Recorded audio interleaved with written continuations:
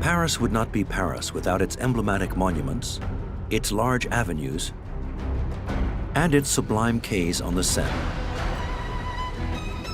What we're not necessarily aware of is that Paris owes these to Emperor Napoleon I, who reigned from 1799 to 1815. He wanted to make Paris an international capital, modern, with monumental buildings.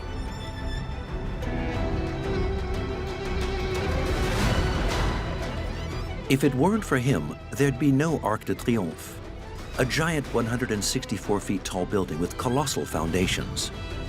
It took 30 years to build. Now, the Arc de Triomphe, when it's completed, will be shock and awe for anyone who comes to Paris. This is the monument to the Grande Armée and what it did to its enemies. The emperor created the Madeleine, a 355 feet long temple of antique architecture, whose area equals that of Paris Notre Dame and hides an exceptional device. Without this metal frame, without this system of armored stone, the whole colonnade would collapse in the street. Testimony to the civil engineering of Bonaparte, the first big Parisian main street half a mile long was created from scratch, Rue de Rivoli. What really distinguishes Rue de Rivoli is its width, its height, and its rectilinear layout. The magnificence of this monumental street brings air and life to Paris. Under his reign, Paris will become a capital worthy of antique Rome, as shown by the 145 feet Vendome Column. What's needed are monuments that proclaim the power of his regime and army. Bonaparte was also a pioneer in sourcing drinking water in Paris, thanks to the Ourcq Canal, which is more than 62 miles long. You are going to come into this city and you are going to see brand spanking modernity that you don't have. You're also going to see power, and it emanates from me. Unique architecture, the latest technology, whilst in the background, deadly wars are being fought. This is the story of Napoleon I's Paris.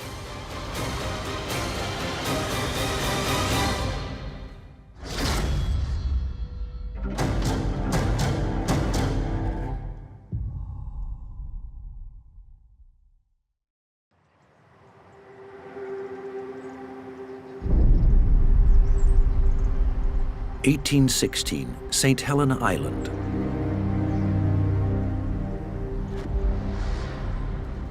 Exiled in the middle of the Atlantic, Napoleon I has laid down his arms.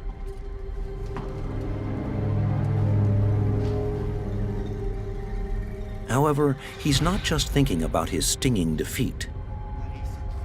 He's thinking of Paris.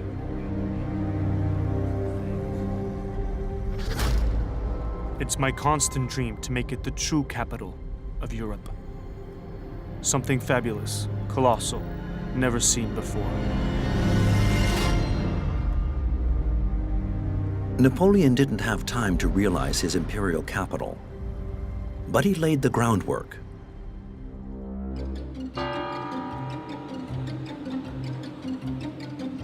The history of the emperor and Paris begins in a city of which very few traces remain. A medieval city with narrow, dark streets. A real shambles. You have to imagine Paris at the end of the 18th century as a Paris which is pitch black at night, a Paris which is still dangerous. All the work of Napoleon and his successors, and rightly so, will consist of opening up Paris, bringing fresh air, and installing monuments. If one place incarnates the ambition of Napoleon as regards Paris, it's the Place de l'Étoile, the birthplace of the Arc de Triomphe. The Arc de Triomphe has absolutely extraordinary dimensions. 164 feet height, 147 feet wide, and 72 feet deep, so it's absolutely insane. All around the Arc de Triomphe, the major axes, the Avenue de la Grande Armée, the Avenue de Wagram, the Avenue de Friedland. They proclaim the military victories of the empire, and it is not by accident. This colossal monument owes everything to a major event, a turning point in the history of France and of Napoleon's, the Battle of Austerlitz.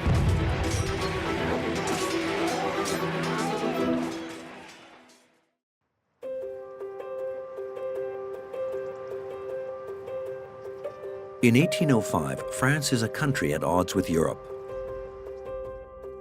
It is ruled by a military man who has fought nearly 10 years for the French Revolution.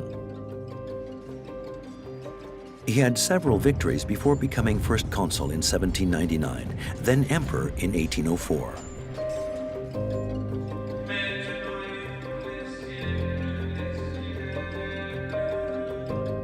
At the time, France reigns over a significant territory which extends from Belgium to the north of Italy.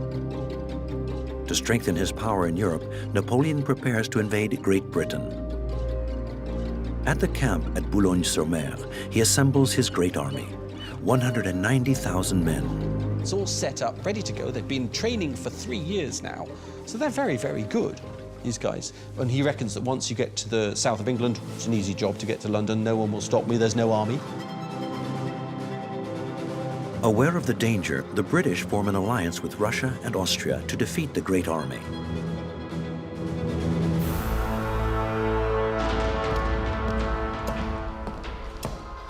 So Napoleon brutally changes his strategy. On the 2nd of December 1805, he gains a crushing victory at Austerlitz, which is part of what is now the Czech Republic, exactly 1 year to the day of his coronation. Austerlitz was a vindication of the years, literally years, of hard training when he took raw conscripts, boys straight from the farms, and turned them into the greatest military machine Europe had ever seen, a weapon of mass destruction. They were going to come back to Paris, to his capital, as heroes, and they were going to show both Paris and the whole of France what this new regime was made of.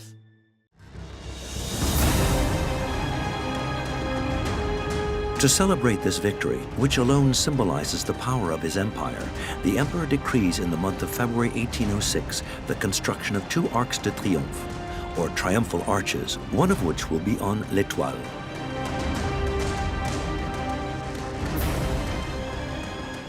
These triumphal arches initiated by Rome have remained through the ages the architecture of a victorious army. The first arch, called the Carousel, is relatively modest with a height of 62 feet, a width of 75 feet, a depth of 23 feet, and equipped with 3 arcades. It will be built in front of the imperial residence of the Tuileries Palace, within the confines of the Louvre. It's a great success on the part of Napoleon and his architects, who were Percier and Fontaine. They succeeded in creating on a site opposite the Tuileries, which no longer exists and which was Napoleon's palace, an Arc de Triomphe based on the human scale, perfectly successful in its architecture, perfectly balanced. But for the second one, Napoleon pictures a magisterial arch, worthy of the tremendous victory at Austerlitz. It's the most imposing monument that he will leave for posterity.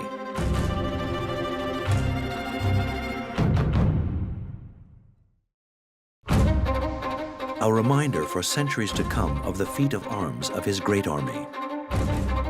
An arch which the emperor pictures in the east of Paris on Place de la Bastille, on the site of the ancient fortress, symbol of the ancient regime, which fell on the 14th of July, 1789.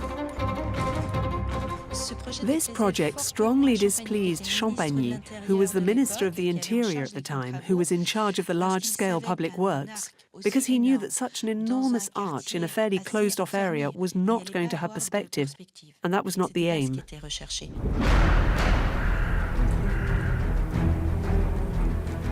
Before deciding where to place the monumental arch, a commission is gathered. On the suggestion of the future architect of the monument, Jean-François Chalgrin, the commission will recommend to Napoleon to build the arch not in the east of the capital, but to the west entrance of the city, still hardly built up, at the top of a hill, Place de l'Étoile. Napoleon comes to realize that not only is he going to get Paris to see the instrument of valorization of his conquests, but he's also going to showcase it outside Paris, so basically to the rest of the world. By building it there, Napoleon is completing that, what you might call, line that was traced by a hand of genius under Louis XIV, that runs from the Louvre Tuileries, through the gardens, up the Champs-Élysées to the top of the hill. There is now something at the top of the hill that completes that panorama. Napoleon will be able to admire this arch from his residence at the Tuileries Palace. In order for it to be seen, it must, therefore, have colossal dimensions. Whereas the biggest Arc de Triomphe of ancient Rome is 82 feet high, the Arc de Triomphe de l'Étoile will be twice as big and will reach a height of 164 feet. At that time, to construct a building out of scale is perfectly consistent and appropriate with the political discourse that Napoleon wants to keep, which is to assert his power on the whole world. Now, the Arc de Triomphe, when it's completed, will be shock and awe for anyone who comes to Paris, particularly a foreigner. This is what I did. Don't you dare try anything again.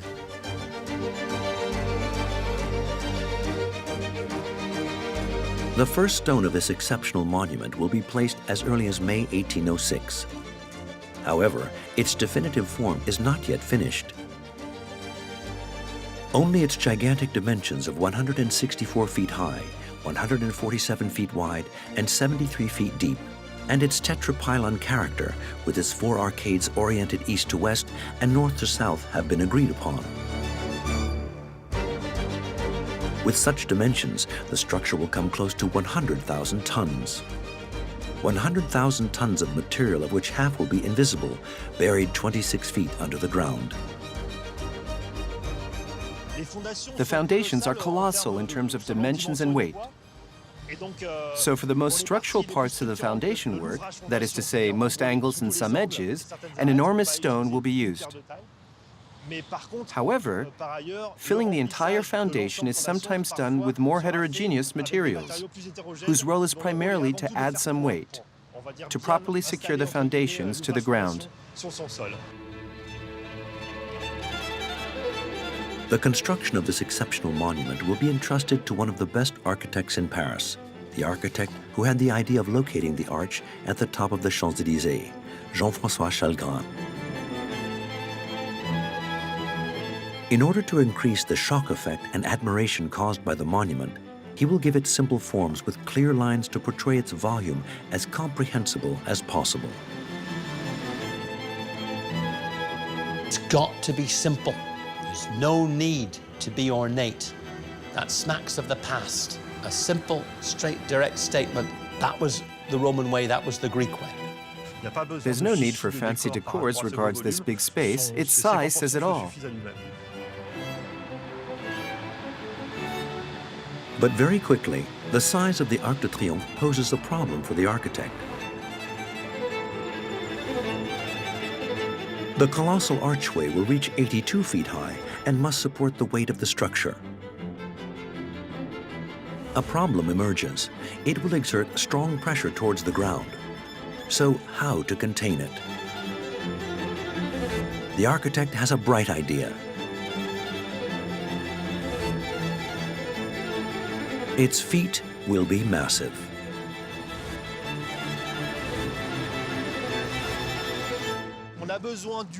We need the maximum weight possible in the structure, where this oblique appears, to pull down the force, right down to the foundations. We need a massive structure which is completely overloaded with building material. In the upper part of the structure, Chalgrin will create space with the use of rooms. Chalgrin knows that this monument will be built to last, so the choice of materials is crucial. That's why he decides to build it out of dimension stone, and not just any stone, white stone called Château-Landon stone. It's a stone whose great virtue is that it's very tough. The material must really be able to withstand very high compression rates. And finally, I think the choice of the stone is linked to the notion of facing masonry. That's to say, the finishing that Chagrin wished to implement. If the works on the Arc de Triomphe start in 1806, and his solid plans are never contradicted, Napoleon is unaware that he will never see its completion.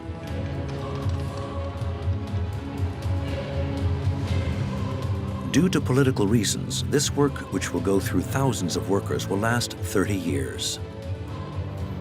Intoxicated by the Austerlitz victory, the emperor orders another monument in parallel to the construction of the Arc. A huge column which dominates the heart of the capital from the center of Place Vendôme.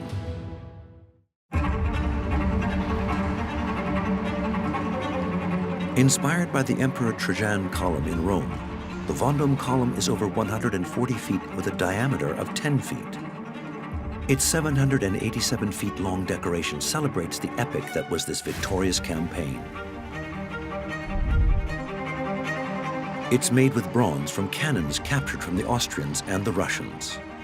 At its summit, Napoleon places a statue where he is represented in the guise of a Roman emperor. It is one of the rare statues of him which survives today in the capital. Napoleon knows that to be immortal, he must create prestigious monuments. Monuments which, to some extent, vaunt the power of his regime and army. To build this monument, erected on the location of an old statue of King Louis XIV and destroyed during the Revolution, the workers start by checking the foundations. At a depth of 98 feet, they are considered fit to accommodate this monument. The column itself is made from dimension stone. Its bronze decor, divided into 425 plaques, is fixed to the stone with clamps.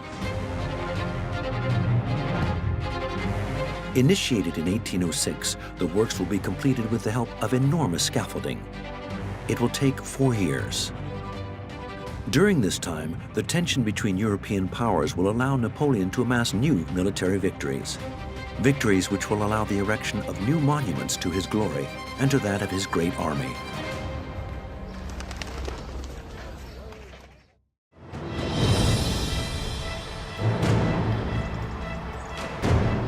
During the year of 1806, Prussia declares war on Napoleon.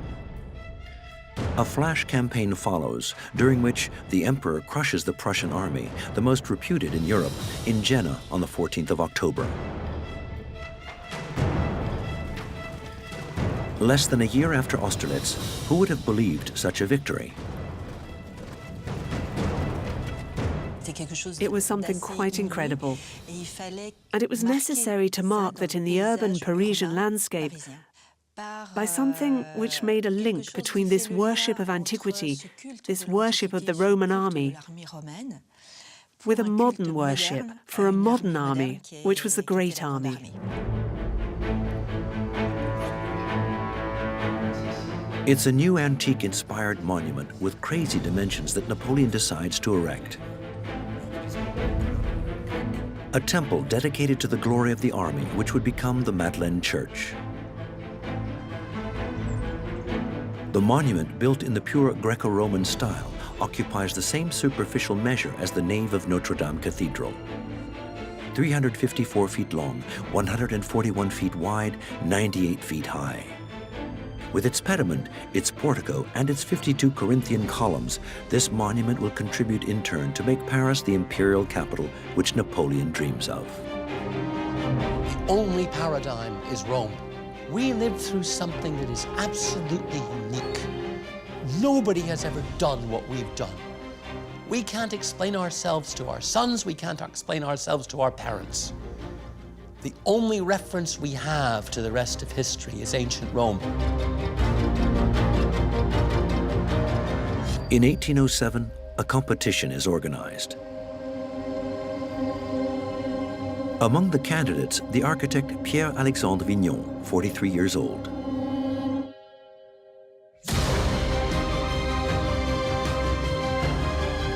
The Temple of Glory could be the chance of a lifetime. He will work non-stop to deliver a pure project, monumental, a perfect imitation of a Greco-Roman temple. Although Pierre-Alexandre Vignon only wins second place in the competition, it is, however, his project that the emperor will set his sights on. It had to be something that did not detract from the purpose, and that was to class these people with classical heroes. That was to bracket them with the bravest soldiers of Greece and Rome in the same way, but not to overshadow it and overawe it with anything inconsequential. The antique temple, designed by Vignon, will consist of an imposing stylobate of 27 steps. At the center, a cella represents the heart of the building. Surrounded by a portico of 52 columns, it will be fitted with 3 cupolas.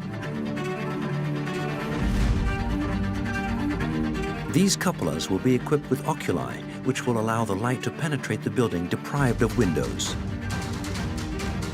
A device directly inspired by one of the oldest Roman monuments still intact, the Pantheon.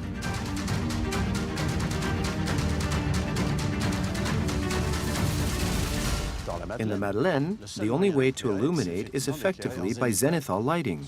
The technique of the time permits this, as there's iron, there's glass, all these new products which effectively permit illumination by zenithal very easily.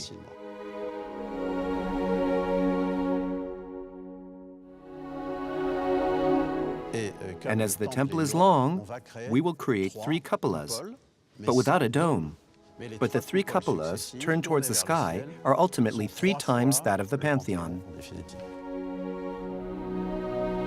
This zenithal lighting, thanks to the 3 cupolas, allow to better understand the function that Napoleon wanted to give to this monumental building.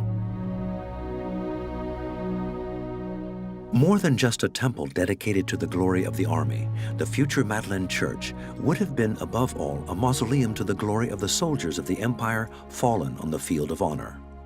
The French army, the French soldiers, my men, have given their lives. These men have died and given their blood to protect it. It's not so much about my glory.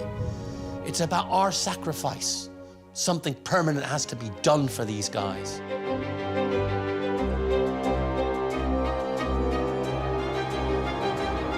But where to construct this Temple of Glory? Napoleon finds the solution in the area west of the capital.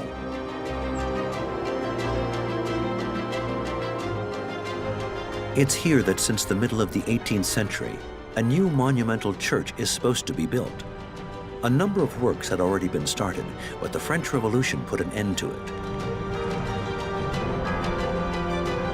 This abandoned building site offers an ideal location for the temple in alignment with the Place de la Concorde,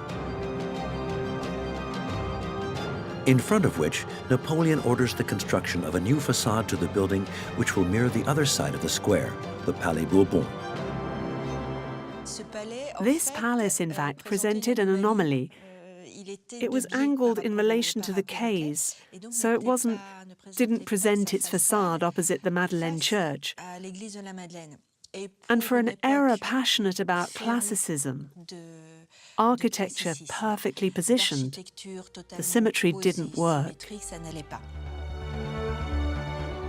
Thanks to these 2 antique temples whose colonnades mirror each other, the Place de la Concorde stands out as the pivot, the patella of Napoleon I's imperial Paris. So here we are between 2 Greco-Roman inspired monuments that Napoleon wanted. He placed one at the end of the Concorde Bridge, built under the Ancien Régime, with Rue Royale in its axis. But these 2 monuments, this tension which they induce, also correspond to another great monument, the Arc de Triomphe. So we have these great monuments which are going to make a monumental impression on this space.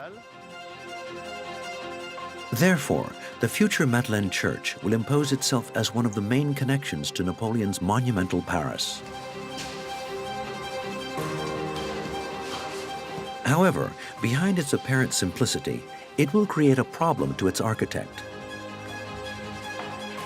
Firstly, where to find the ideal stone.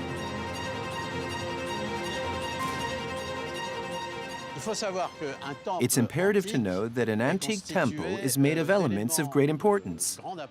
That is, marble stone. In Athens, marble allows the crossing of spaces like that, with a single stone, like a beam. However, the architect didn't have access to Athens marble. He must make do with limestone from the Paris basin. Paris stone is a very different stone which doesn't allow for the monumentality of massive marble stones. Here we have 10 feet, and the columns are around 6.5 feet in diameter. So to get over 10 feet, it's impossible to do it with one single stone from the Paris basin.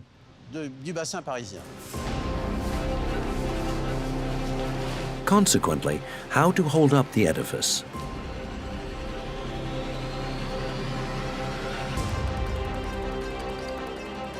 The challenge is to assure the maintenance of the elements constituting the portico of the temple, an area which connects the central cella to the colonnade of the monument, separated by 10 feet of empty space.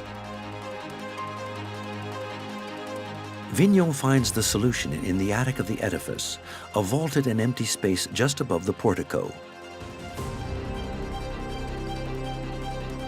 It's this space that the architect will equip with a metal frame of surprising modernity. This process is already known, but Vignon will perfect and develop it here on a colossal scale on this magnificent building. So under my feet, if we had a scanner, we would see the presence of iron. Invisible to the naked eye, it is this armature which will assure the support of the building. This metal spider's web is incorporated in the entire surface of the ceiling.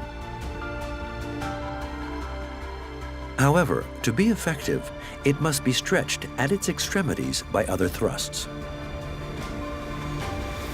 This will be the role of the vaults that will support them, assuring the maintenance of the ceiling above the portico.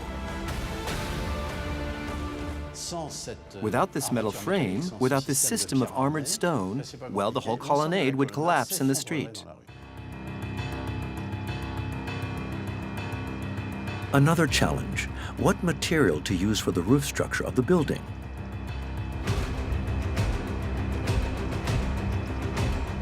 In the previous century, it's wood that would naturally have been chosen. However, at the beginning of the 19th century, passionate about modernity, Vignon will choose iron, a material more resistant to fires and parasites. Thanks to the progress of the iron and steel industry, these elements developed in a foundry were then assembled on site. The system is perfectly balanced. It's a draft blueprint placed on the structure in stone that itself has its thrusts, also managed by the hidden iron. It's a very political program, inhabited by modernity and the leap forward that Napoleon wants to propel on the French society in all domains, including the domain of arts and science, since that's also his signature. The building work starts in 1808 and is finished in 1842. What Napoleon does not know is that some years later the monument will change function. Following the disastrous campaign in Russia in 1812, the Temple of Glory will finally become the Madeleine Church on his impulsion.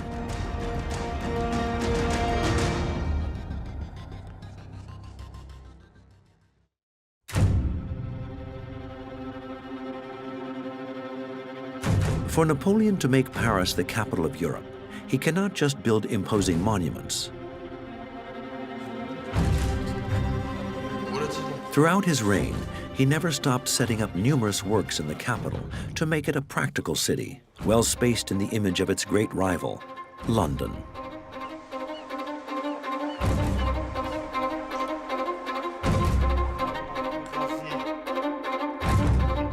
He built a number of infrastructures, markets, cemeteries like Père Lachaise, and even slaughterhouses. It is also Napoleon who will build the quays along the Seine, riverbanks that until then had offered a site worthy of the Middle Ages. It's really about modernizing the city, to make the city flow with movement, both on the river, but also by creating one of the largest streets. And finally, it's an entire system with the creation of markets, the enlarging of the streets, etc. It's a system of global modernization. And that starts as soon as he rises to power, before he becomes emperor. In 1799, when he becomes, by coup d'etat, the first consul of the French Republic. Amongst the works of the consulate, one of them will drastically change the physiognomy of the capital forever, Rue de Rivoli. It stretches half a mile from the Louvre until the Place de la Concorde.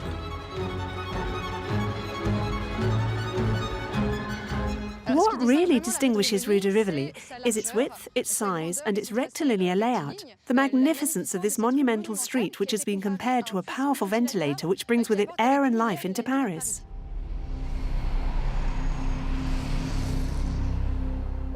It's a very revolutionary street for the time, with its arcades to protect the pedestrian, its shops inspired a bit by the Italians. Remember that Bonaparte did a campaign in Italy before becoming Napoleon.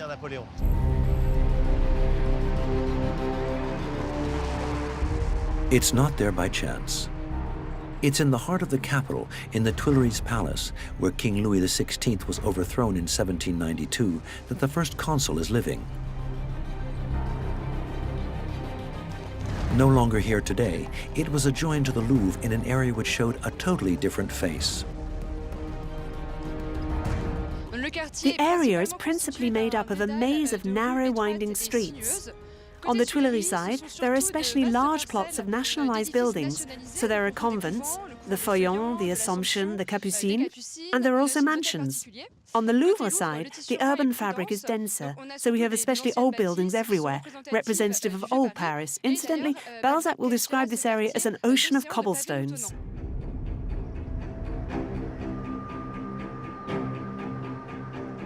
This area especially witnessed a bloody event which marked Bonaparte, then a general of the revolution. It's the royalist insurrection of October 9, 1795, the 13th Vendémiaire of year 4, according to the revolutionary calendar in use at the time. A day which will drastically change the destiny of the young General Bonaparte on Rue Saint-Honoré at the foot of the Church of Saint-Roch. Very well armed, very well organized bourgeois militias from the western suburbs of Paris organized a rising specifically to overthrow the government. That is the moment when he is summoned from obscurity to put them down.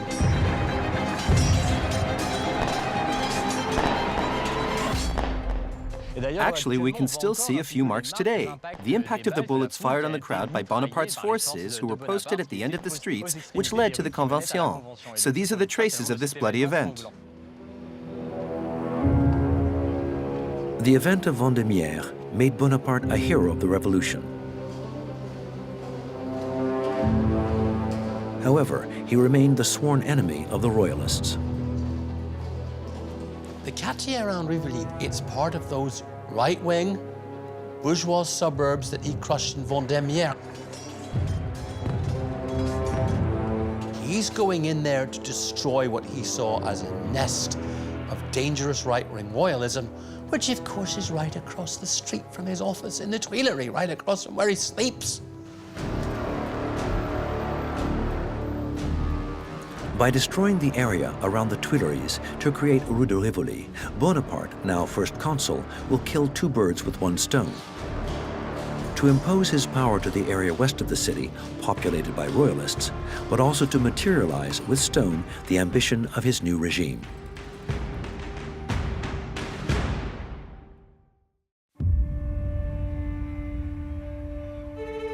Napoleon will entrust these works to Charles Percier and Pierre Fontaine, two men who will impose themselves as official architects of the regime. So Percier and Fontaine are an absolutely fabulous architectural duo. They will work together all their lives. They'd gone to Italy together to finish their studies. Napoleon will get to know them, and it will be a kind of intellectual and artistic thunderbolt. It will fall to Percier and Fontaine to outline the future Rue de Rivoli.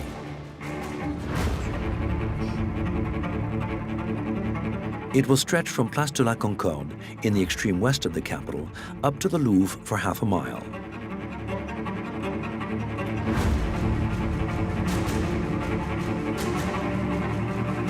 In order to serve this new axis, several main streets will be opened, such as Rue de Castiglione and Rue des Pyramides, two Napoleonic victories in Italy and Egypt. Napoleon still wants to put his stamp on the capital and to always give reminders of the army, of his campaigns, and of his own reign. The opening of this huge street will cause the destruction of a number of buildings. Amongst them, an important place in the French Revolution, the Salle du Manège, seat of the revolutionary assemblies. It's within these walls on the 15th of January 1793 that King Louis XVI was condemned to death by the deputies of the nation. We assume that Napoleon wasn't indifferent to the idea, firstly to start from scratch with these buildings, which are also representative of the ancient regime and the revolution, to really put his stamp on and mark the new regime of the consulate and later of the empire. Napoleon would like to turn Rue de Rivoli into a main highway which would cross Paris from east to west. He takes over a project which dates back to the Revolution. According to this plan, Rue de Rivoli would follow the Louvre. It would then be extended by a large street which would join with Place de la Bastille to the east of the city. However, the obstacles are numerous. It's not going to happen. On the one hand, for practical reasons, also for financial reasons, it needs something much more feasible, which is Rue de Rivoli. Unlike the rest of the city, Percier and Fontaine know they'll meet fewer obstacles around the Tuileries. Many religious buildings have been emptied of their occupants during the French Revolution. Percier and Fontaine will replace this old neighborhood with innovative buildings with simple and harmonious lines.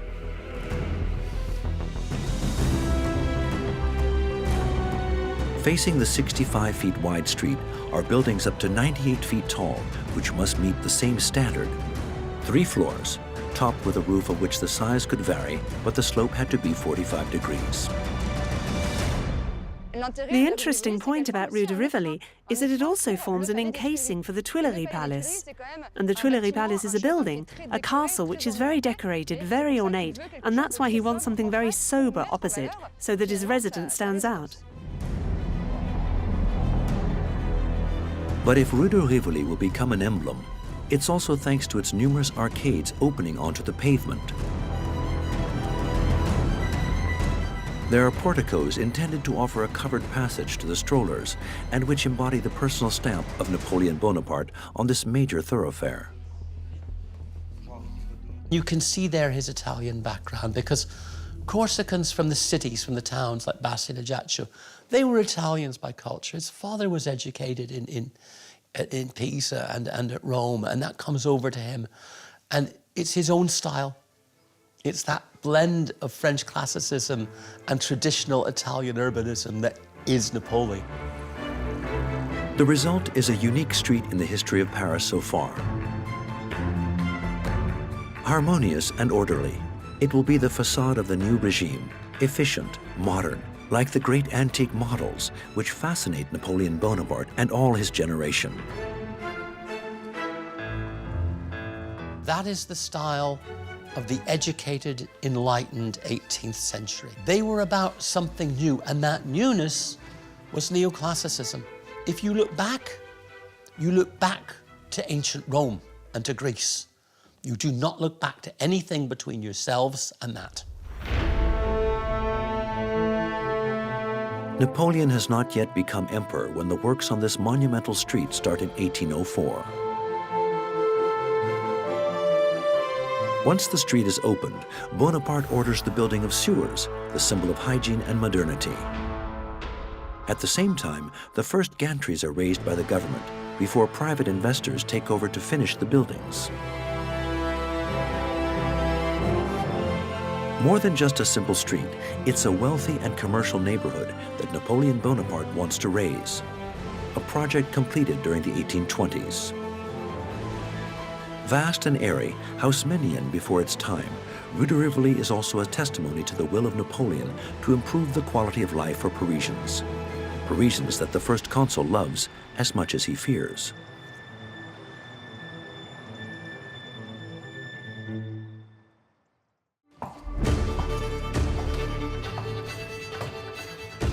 Napoleon knows what the people of Paris are capable of. He was witness during the Revolution. On the 10th of August, 1792, he attends the overthrowing of King Louis XVI and the massacre of the Swiss Guards by the sans-culottes in the Tuileries Palace. He's present on that day and he sees the mob in action, and he's disgusted by it. He's a nobleman, and he looks naturally down on, in French they call it la canaille, the mob, and that moment marks him psychologically, this riot, terrible lawlessness. Napoleon knows that a population that is hungry, a population that is scared, can be extremely dangerous. That he is fully aware of, and also that a revolution in France begins in Paris. In order to be assured of the support of the Parisians, the first consul begins to improve the quality of their lives. Because following the revolution, Paris is a dirty city, foul-smelling, where hygiene is not yet a notion.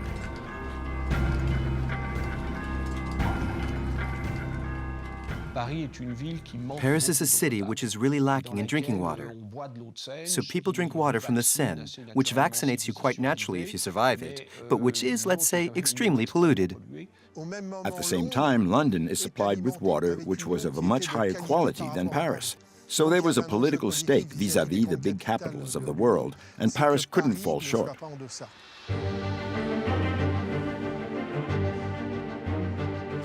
To remedy this deleterious situation, in 1801 the first consul takes over a project several centuries old that nobody has ever succeeded in implementing.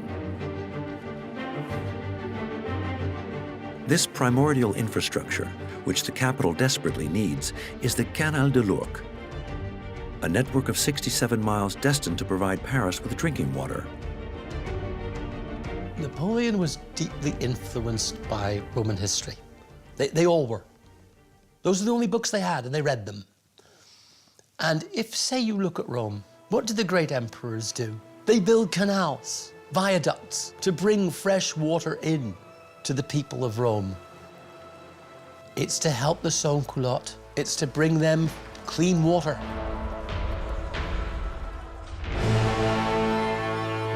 This canal, wanted by Bonaparte, will divert the water from the river Ourcq, situated almost 62 miles northeast of Paris, before retrieving the water from several other streams, like that of the Beuvron and the Thérouanne. These waters will lead to the northeast of the city, to a gigantic basin at La Villette, from where the capital will be watered.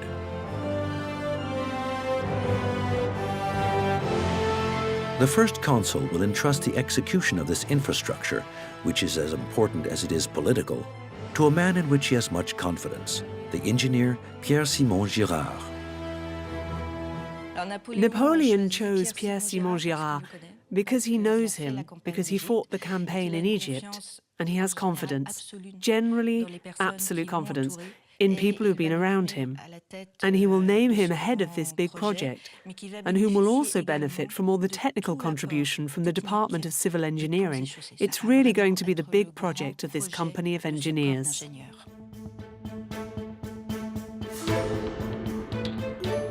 It's Pierre-Simon Girard who has the task of determining the course, the length, and who will manage the excavation. He will be reporting directly to the first consul, who is very interested in this project. Napoleon will have a big dilemma. Will he build an aqueduct to transport the water solely for consumption, or will it be a canal? The canal has a double function, supplying Paris with drinking water, but also allowing for navigation. Spurred on by the first consul and against the wishes of numerous members of the commission leading the study, the project will change in nature. More than just an aqueduct intended for bringing drinking water to the people of Paris, the Ourcq will need to prevail as a central element in the development of the economy of the city, an infrastructure which must bring quality spring water but also prosperity to the Parisians. With this canal, Napoleon can think about commercial development for the city. He fully understood that Paris and France were behind, yet again, on the big enemy, which was London. What you need to be aware of is that the English Industrial Revolution, as it starts in the last decades of the 18th century, is not a revolution in which the principal means of transport is the railways, but is in fact the canal. So they thought, what about using Canal de Lourdes to also bring provisions to Paris? So they're trying to kill two birds with one stone. In the month of May 1802, Napoleon Bonaparte signs the decree which will formalize the excavation of the Canal de Lourdes.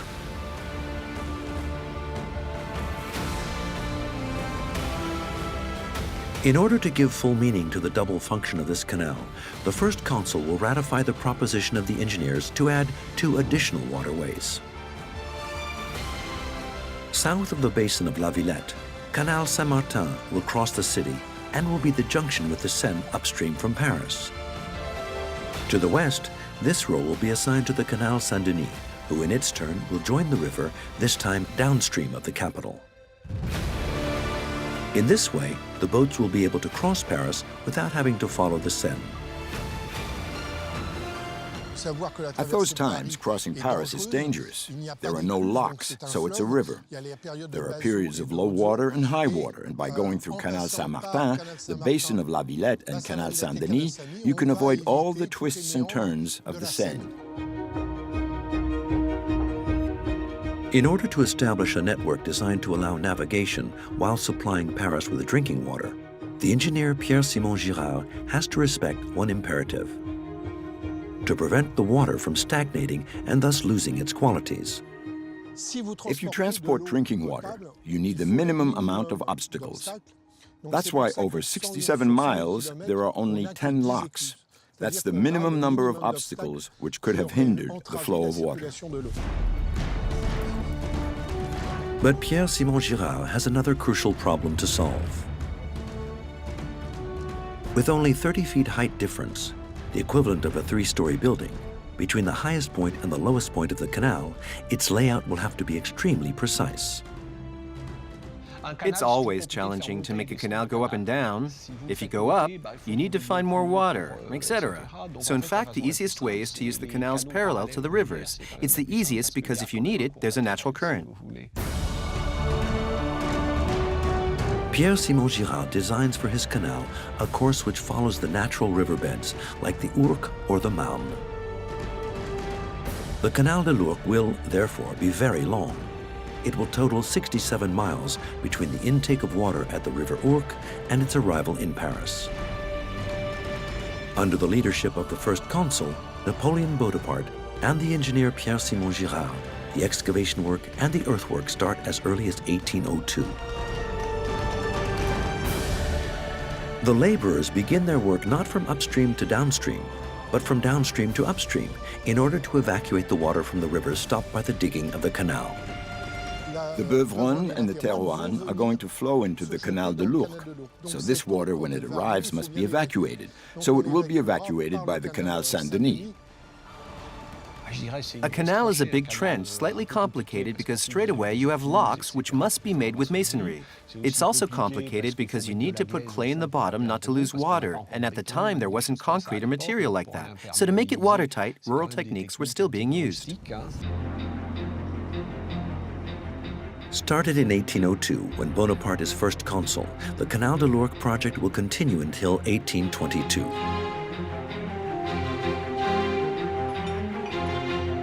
Unexpected events are numerous.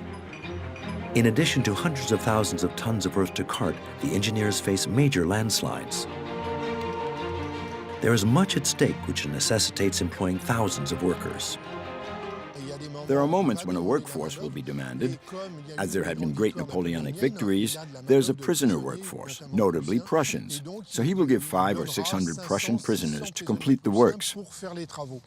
So it's a colossal job because thousands of people will clear the land in order to make the embankments and the digging and the backfill for the Canal de Lourdes.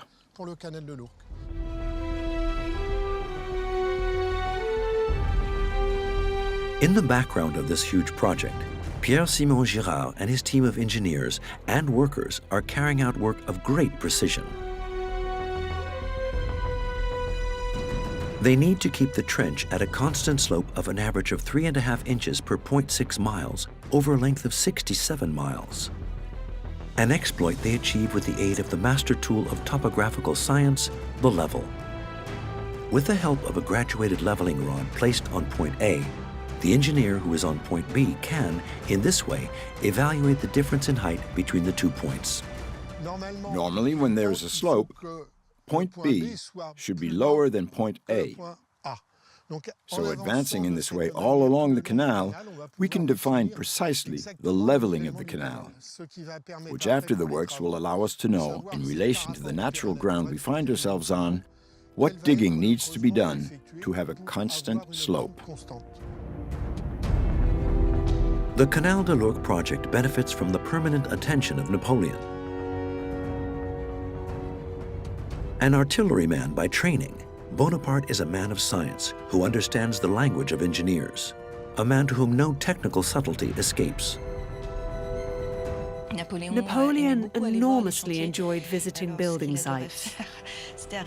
So what he liked to do was to arrive early in the morning at 5 or 6 o'clock. And as was his habit, it was a rapid fire of questions, which needed very, very quick and brief answers, which he stored up. It's a political building site. He has his reputation at stake. He has a promise which he has given to the Parisians, that they will finally have quality water. For Napoleon, it's imperative that this project is completed as quickly as possible.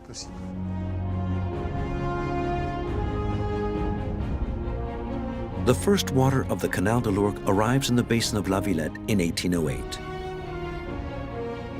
However, the network is still not finished. The Canal Saint-Martin, which must link the Canal de Lourdes with the Seine, is barely started, but its path is laid out. It will pass under the Place de la Bastille, where it will feed a giant fountain in the shape of an elephant, which will never be erected.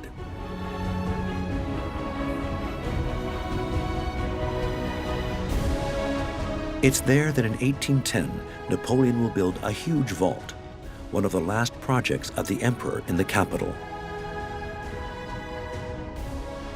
The whole canal will be finished in 1825 and will establish itself as a major commercial and industrial infrastructure of Paris. The basin of La Villette will even at one time be the principal port in France, and as a consequence, will aid the development of its warehouses and factories, which will develop progressively throughout the 19th century. The Canal de Lourdes, the Rue de Rivoli, Vendome Column, the Madeleine Church, the Arc de Triomphe. Every one of these projects, achieved or still in construction, will be left to the capital for posterity by Emperor Napoleon. He died in Sainte-Hélène in 1821, 6 years after his defeat at Waterloo. His ashes will eventually be repatriated by Louis-Philippe. They rest in the Dôme des Invalides, in the heart of this city that he dreamt of making imperial.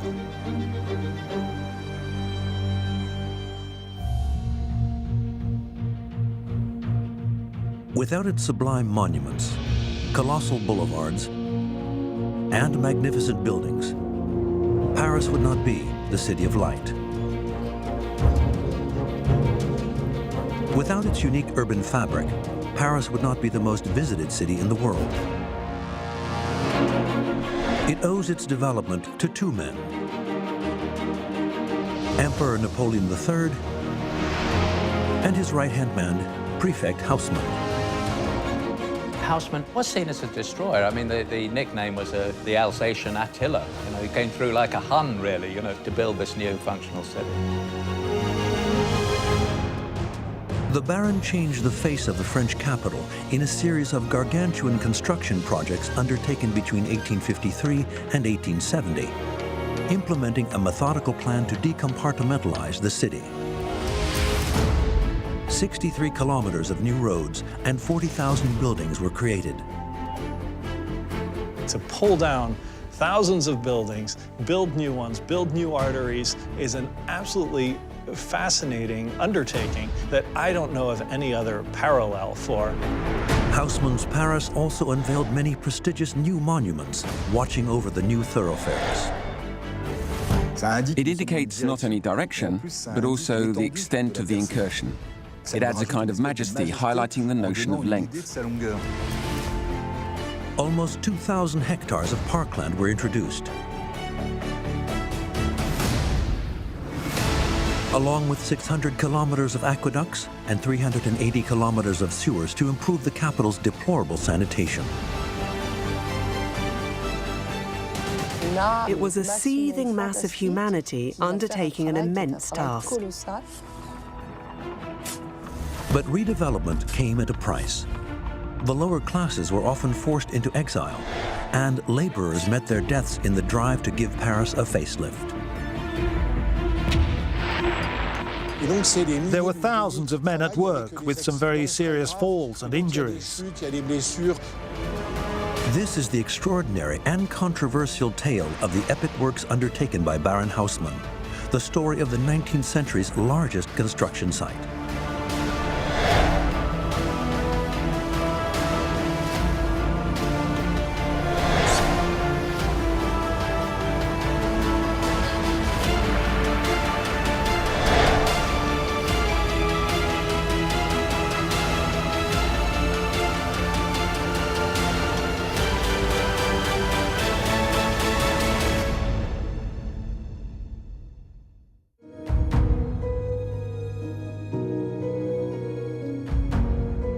An aerial view of Paris.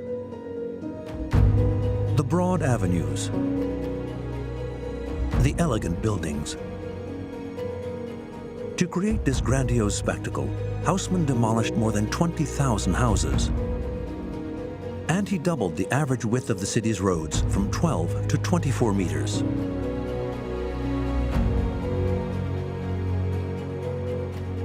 It is hard to imagine that 170 years ago, before Haussmann and Napoleon III, the City of Light was a maze-like cesspool.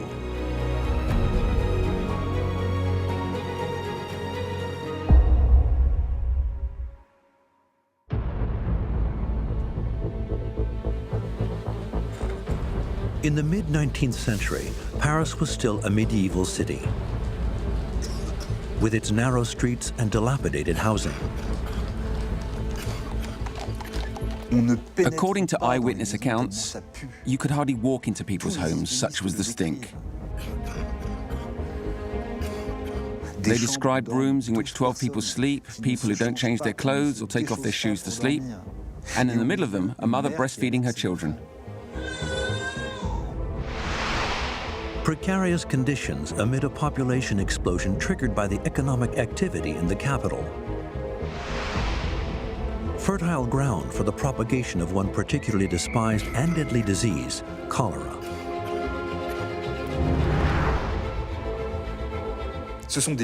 Tens of thousands of people died in Paris, including the well-off and the more secure. The disease really made its mark during this period.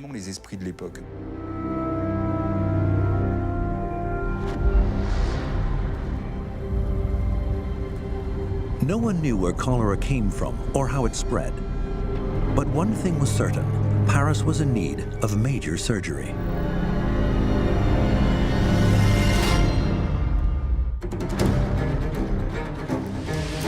The daunting task fell to Louis Napoleon Bonaparte. All too aware that mid-19th century Paris lagged cruelly behind other cities he had visited, like London and New York, France's emperor, driven by the idea of progress, resolved to change things, and fast. He was very focused on the idea of a large-scale program of works as a way to employ people and to simultaneously improve the social standing of people and to drive growth in the economy. There's a wonderful story that when he arrives to stand for election, he has a rolled map of Paris under his arm. And when he opens it up, you see these great sort of colored pencil lines, like saber cuts, as Zola will later say, right through the heart of the city. So he does go in there, I think, with a really big idea.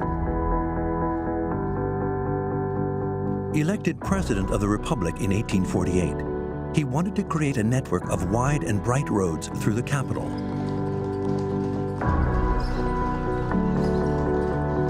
Echoing the work of his uncle, Napoleon I, who ruled between 1799 and 1815. Between Place de la Concorde and the Louvre, the emperor opened the first section of the Rue de Rivoli, a large rectilinear trunk road some 900 meters long. It was quite literally a breath of fresh air, bringing Paris to life. The new thoroughfares imagined by Louis-Napoleon Bonaparte also needed to be wide, alongside buildings that respected a strict alignment. But the creation of these new boulevards and avenues would come at a price. The very heart of the capital had to be demolished and rebuilt. Achieving these ends meant issuing compulsory purchase orders to acquire all the land covering the avenue's planned route. Paris had to wait for a coup. On December 2nd, 1851, Louis-Napoleon Bonaparte seized full power. A few months later, in March 1852, he forced through an authoritarian law, making it possible for buildings to be expropriated in the public interest. Paris had never experienced anything like it. All that remained was to appoint the ideal candidate to carry out this colossal project. The key man would be a prefect, a native of Paris who spent his entire career working for the state. His name was Georges Eugène Haussmann.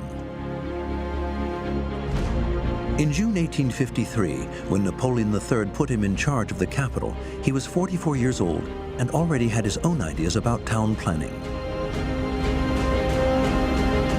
Haussmann was prefect of the Gironde region. He lived in Bordeaux, a town with large, bright avenues, where the width of the roads was in proportion to the height of the buildings standing alongside them.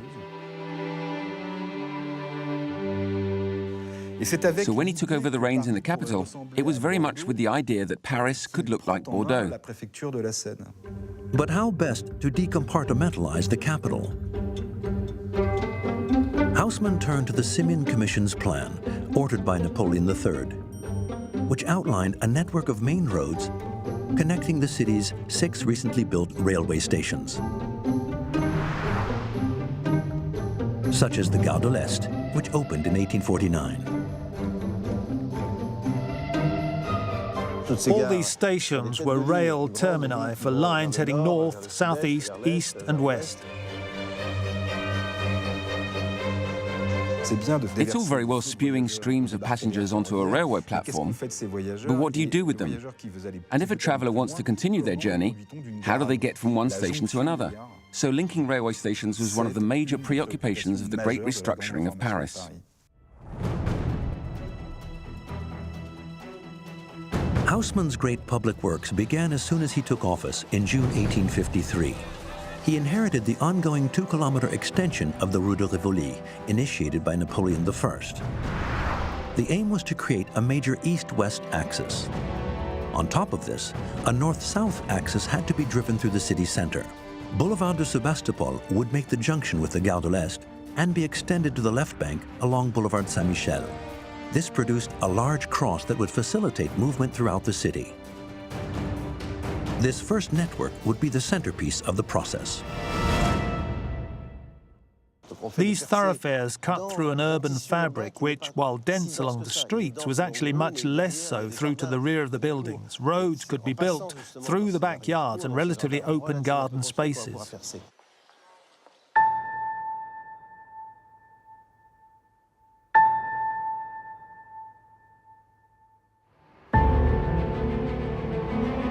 Haussmann wanted to replace these old Paris houses with what would come to be referred to as Housemanian constructions, of a type that had actually been springing up in the capital for several decades prior to his arrival.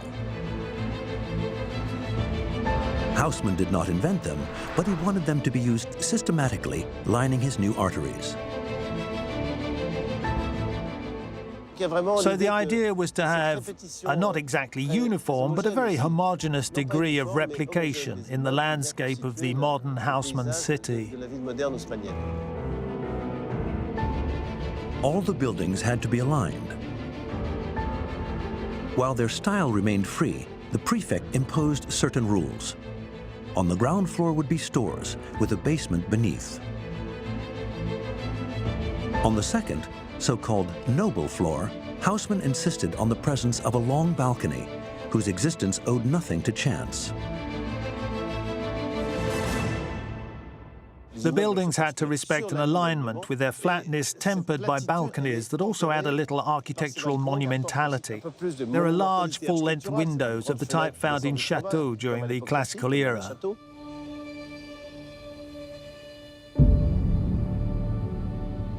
The top floor under the roof would also have a balcony, reflecting another Haussmann characteristic. A top floor standing slightly withdrawn relative to the rest of the facade. The attic had to be set back from the facade of the 4 floors below for a very simple reason: to create an oblique line that would allow the sun to penetrate right into the street. The idea was to allow the air to circulate around the wide thoroughfares and to let the light in from above the high facades.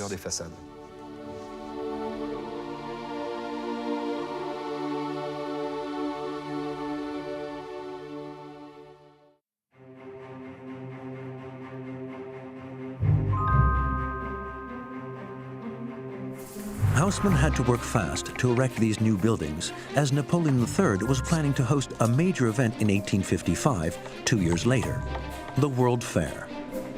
And the new Paris was to be the highlight of the show.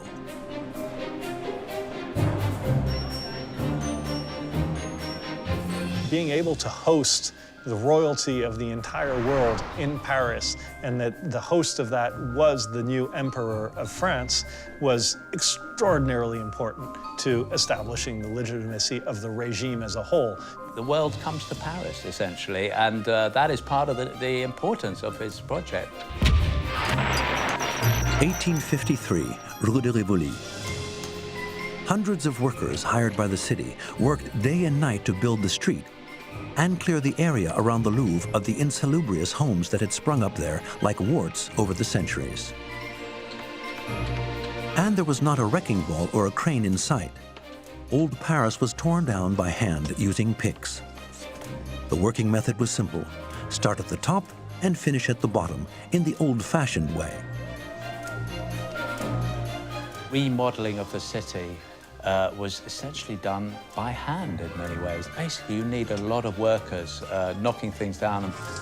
The demolition works strike me by the tremendous amount of manual labor involved. And of course, remember that that was part of the objective, right? It was to use these large amounts of labor. So they were not really seeking technological optimization of the construction or the demolition sites.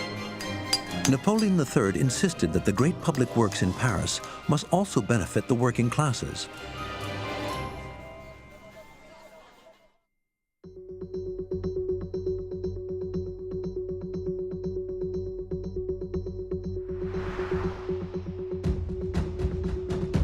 But further along the Rue de Rivoli, on the final stretch, Prefect Haussmann faced an unexpected obstacle at the foot of a medieval monument, the Saint-Jacques Tower. Hidden beneath one of the most densely populated districts of old Paris was a small hillock.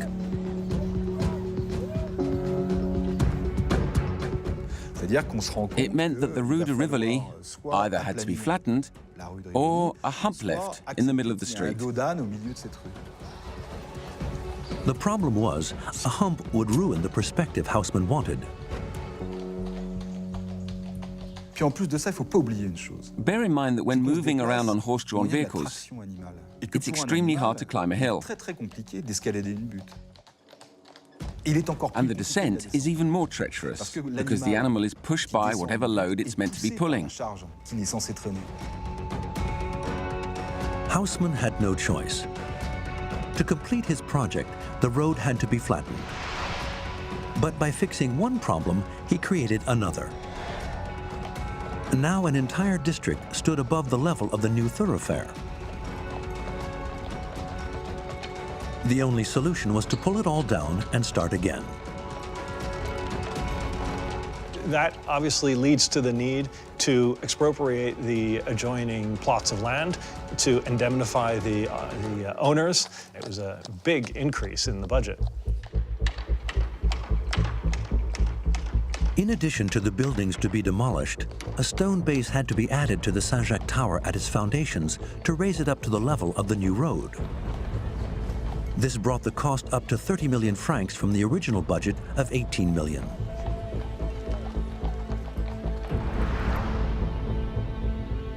Any further such oversights would be disastrous for the finances of the city. But it was obvious where the root of the problem lay. Unfortunately, the plans of the city did not record its topography. Haussmann thus commissioned an ultra-precise map of the city using the triangulation method, a technique known since ancient times but never used to map Paris.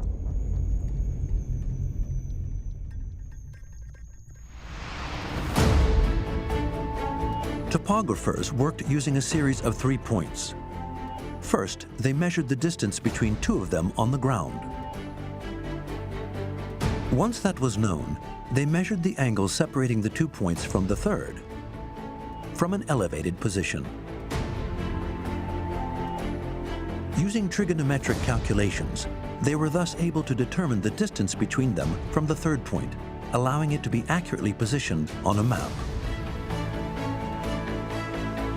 In the second stage, the topographers completed the triangulation by measuring levels. A simple operation carried out using telescopes and graduated sights.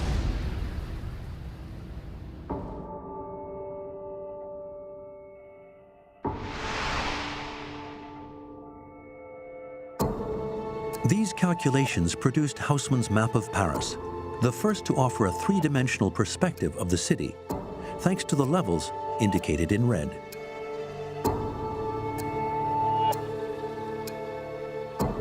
It would prove to be an invaluable weapon in his public works project. It's very interesting to see that through that, Haussmann started developing a methodology that we still in effect use today, still refined further, but for large-scale urban projects, that you really have to do the fundamental work of establishing the land that you're working on and all the parameters before you get going.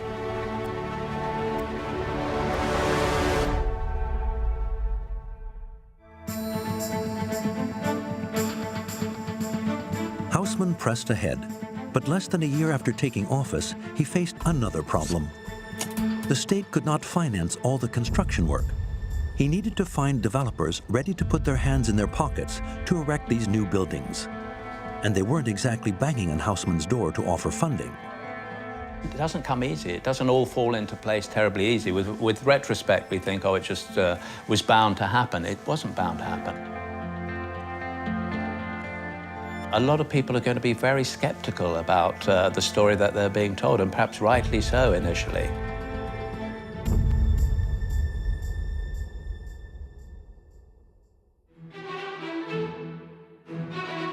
Haussmann then turned to two rising stars of French finance, the Pereire brothers, Émile and Isaac.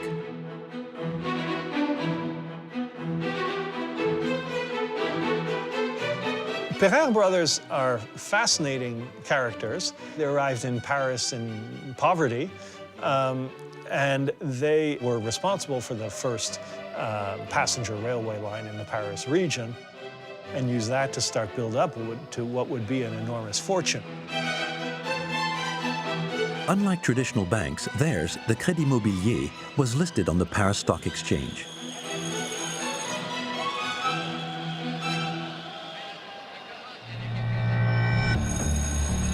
This gave the Perret brothers far more scope to considerably increase the money at their disposal.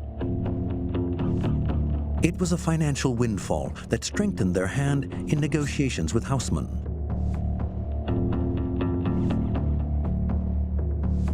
The Perret brothers, in the event, bought a large piece of land. They would then do the development, build the buildings, using capital that was raised on the equity markets, and then sell back the buildings to investors.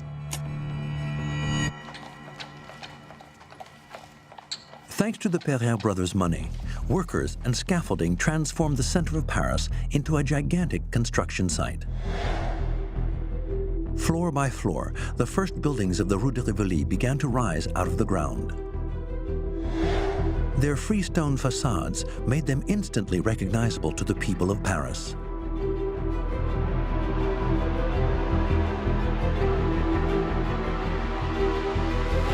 The masonry in Paris has a very characteristic light beige color.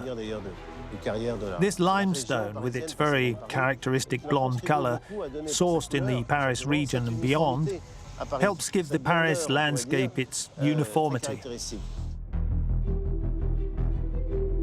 The roofs of the new buildings were made to slope at a 45-degree angle. For the first time, the people of Paris saw the widespread use of a new material that would make the city's roofs the stuff of legend: zinc. The use of zinc made it possible to incorporate angles and accommodate the profile of buildings.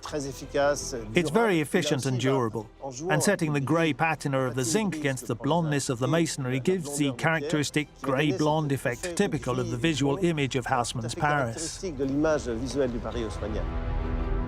The work on the Rue de Rivoli, the main artery in the first network that was to be the basis for everything else, produced a complete transformation of Paris. But at what cost? In 1855, after 3 years of construction and the demolition of several hundred properties, the buildings of the Rue de Rivoli finally rose from the debris in time for the World Fair. The whole world was given its first glimpse of a thoroughfare that extended along more than 3 kilometers. It was groundbreaking. This series of buildings with a continuous line of balconies on the 2nd and 5th floors, set back under the roof on the same floor, the 5th, created what was, at the time, an absolutely astonishing vista.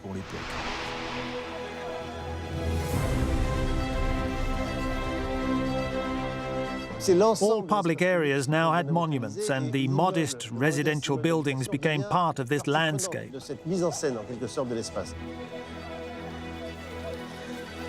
It was a street that the people of Paris were eager to see, walk up and down, and wander along, because it offered so much more than just a show. When the Rue de Rivoli was first opened, the just disbelief of the people to be able to cross from what's today the Place de la Concorde to the Place de la Bastille in a matter of minutes without stopping on an enormous, flat, wide road, for them that was just inconceivable to do that. With the boulevards Sebastopol and Saint-Michel under construction, it was now only a matter of time before the first network was complete. Success was already assured for both the emperor and for Haussmann. And it was only the beginning.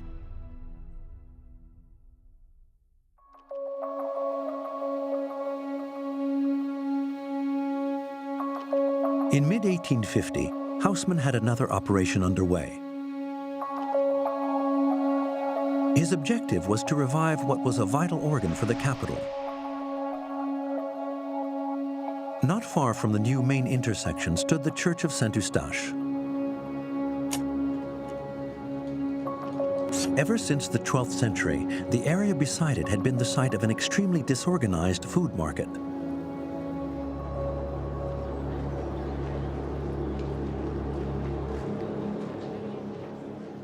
Before Les Halles was established, it was just a mass of movable wooden trestle tables amid a few wooden shelters in a grimy setting.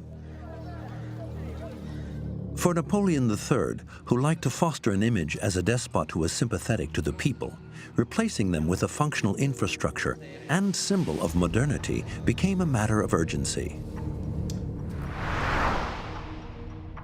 In the early 1850s, the architect Victor Baltard was assigned with the task.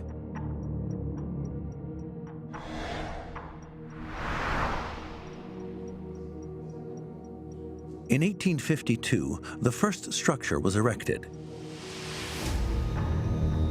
But thanks to its imposing stonework architecture, the people soon began referring to it as the Market Fort.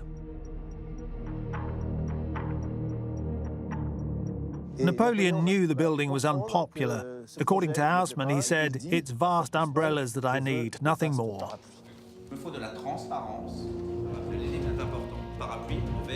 Napoleon III sketched out the vast umbrellas for Haussmann. Summoned by the prefect in 1853, Baltard was tasked with delivering a new project and in record time. Construction had to begin as soon as possible.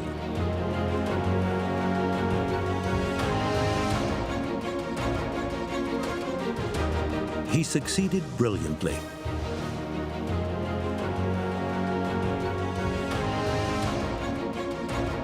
His 24-meter-high pavilions all had the same features.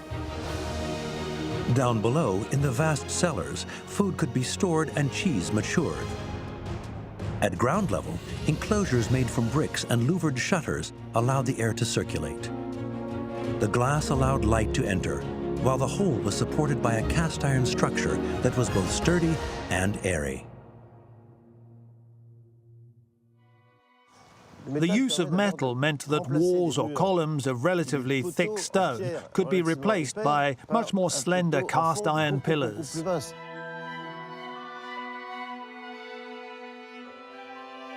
This freed up space and allowed the light in. By combining these iron pillars, which resist compression much better than stone pillars, with iron frames and with glass, which could now be produced on an industrial scale, large areas could be covered with very few points of support.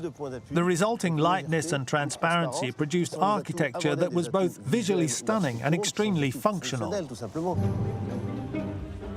Thanks to the use of metal, the Les Halles market covered an area of some 40,000 square meters. The project, which began in 1853, rapidly became the largest in Paris. In addition to the 90,000 cubic meters of soil excavated and removed, it consumed 600 tons of cast iron, 700 tons of iron girders, 18,000 cubic meters of concrete, as well as 1.8 million bricks. Of the 12 pavilions, by 1857, 8 had already been built. The others would be completed later. As described by author Émile Zola, Les Halles became the belly of Paris. It appeared like some vast modern machine, a steam engine or a cauldron supplying the digestive needs of a whole people, a huge metal belly, bolted and riveted, constructed of wood, glass and iron, with the elegance and power of a mechanical engine.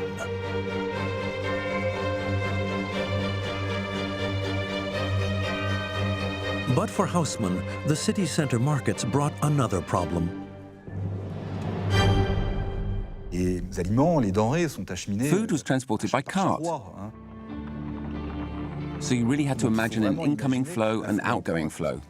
The market became part of a new urban scheme, one that allowed Les Halles to act as a wholesale market, supplying other markets scattered around Paris. As a symbol of the restoration of Paris, the Central Market attained legendary status. It's a myth that now has been consigned to the past. In 1969, it was decided to move the market to Rungis, just outside Paris. The iron and steel masterpiece designed by Victor Baltard was duly demolished.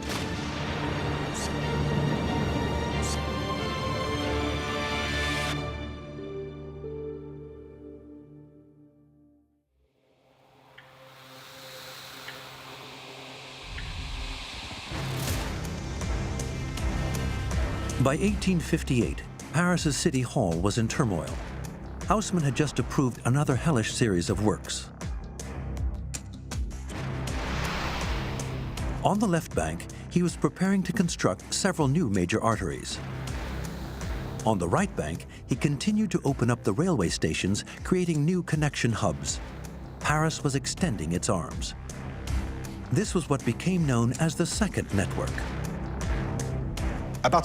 Once you've created this big cross in Paris by using secondary roads, you can serve either the very densely populated districts not connected to the heart of the city, or create new districts that will need links to the city centre. To finance this second network incorporating the rest of the city, Haussmann put the municipality in debt to the tune of 180 million francs, a real fortune. You'll take a financial hit first, but things will change as a result. He makes Paris desirable to live in a way that then produces enormous rise in property prices. And this will generate resources which allow the city to prosper, to grow again.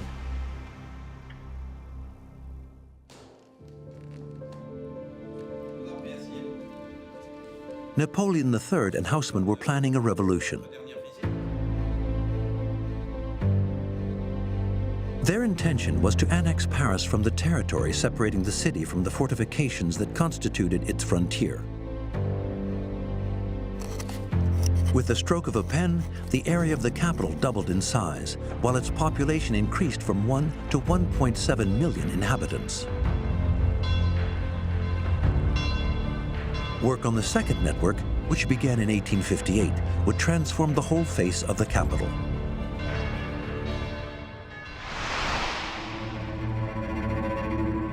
But how to make this new Paris understandable to its residents? How to help them find their way around? Haussmann's answer was to use monuments. Old or new, they became targets that the new arteries must aim for. The most emblematic of them would be the Paris Opera, a colossal building 173 meters long and 125 meters wide. It indicates not only direction, it also indicates the scope of the new road. It adds a kind of majesty by giving an idea of its length. These landmark monuments became one of Haussmann's obsessions. He wanted them everywhere, even where they were impossible. As evidenced by the dome of the commercial court on the Ile de la Cité, which Haussmann shifted to one side. Haussmann shifted it far enough to the right to make sure it was right in line with the boulevard de Sébastopol to create a line of sight effect.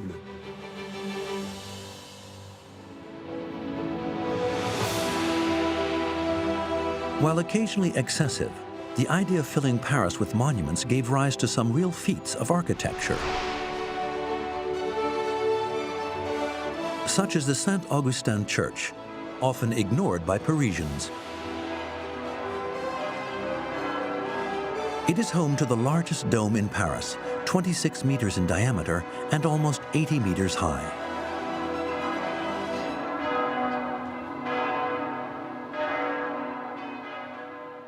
Thousands and thousands of people go by it.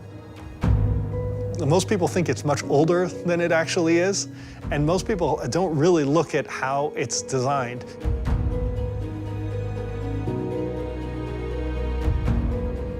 More than just a church, Saint-Augustin is an outstanding technical feat. Designed by architect Victor Baltard, it owes its existence to the extension of Boulevard Malesherbes. This is a road that Haussmann intended to divide into two branches to serve new districts. In doing so, the fork created a void.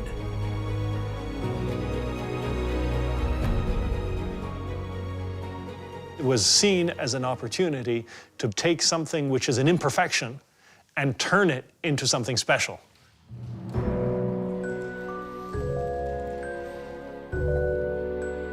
While the idea for a second branch turned out to be problematic and was eventually abandoned, Haussmann pressed ahead with the church, and construction began in 1860. Napoleon III even planned to make it his final resting place, a mausoleum honoring the glory of Bonaparte. It needed to be a monumental construction, visible from all over Paris, and be topped off with a dome. Any mausoleum worth its salt had to bear comparison with the Basilica of St. Peter's in Rome, the tomb of the apostles St. Peter and St. Paul, with its imposing dome that reaches out to pilgrims. Fully aware that he could not make it as imposing, Victor Baltard was also aware that it would not escape comparison. The main problem, and it was a big one, was the site at the corner of Boulevard Malesherbes, which was hardly the Vatican. Baltard saw that Haussmann had given him a narrow plot of land to build this monument on, one that was also a very strange shape, a kind of polygon, like a cork. On the map, it looks most peculiar. It is a horrible site. It's a quite a small footprint stuck between roads that is highly constraining for the architect, whereas simultaneously he had instructions to make something as grand and as visible as possible. How to make this monument visible? How to erect an imposing dome on a narrow strip of land without the aid of buttresses to stabilize the structure? Baltard met the challenge with a unique piece of architecture. At the heart of his design was a gigantic metal hall. At the top, tension-resisting steel arches spread the entire weight of the structure across columns made from cast iron, an alloy that is particularly resistant to the forces of compression.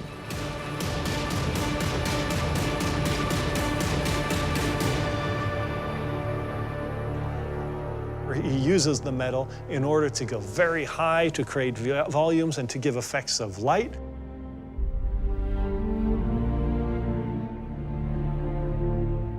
So to create a remarkable space.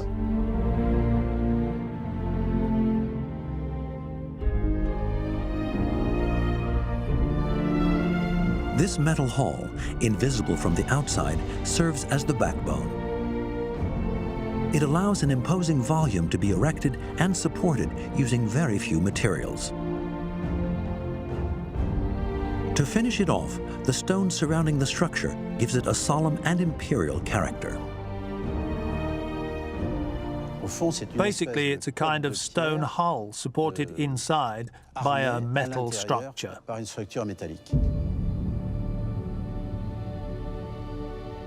The stone architecture is supported by the cast iron, and without it, the church would collapse. It is a work of genius, because it is a hybrid that harnesses all the modern techniques of the day.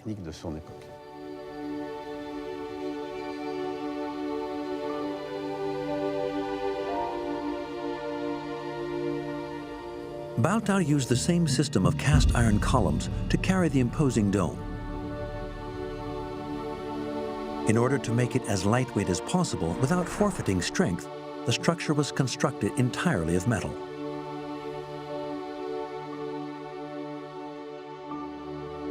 St. Augustine's dome, unlike a masonry dome, causes no downward pressure. It is structurally autonomous, as if laid on the building. Opened in 1860, the Church of St. Augustin was completed after the fall of the Empire in 1870.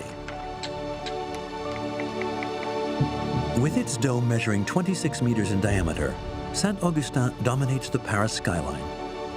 While at street level, the church acts as a landmark.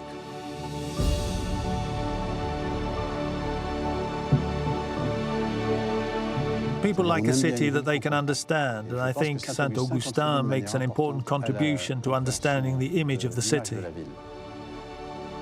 Is a new legibility of the city, an understanding of how the city is connected up through these boulevards, these monuments. You always know roughly where you are. They re-script the city to really force the symbolic aspects of power or into the eye, I guess, of the flaneur. While Saint-Augustin never became a mausoleum for the deposed Emperor Napoleon III, who died in Britain in 1873, the church remains one of Victor Baltar's most impressive technical achievements.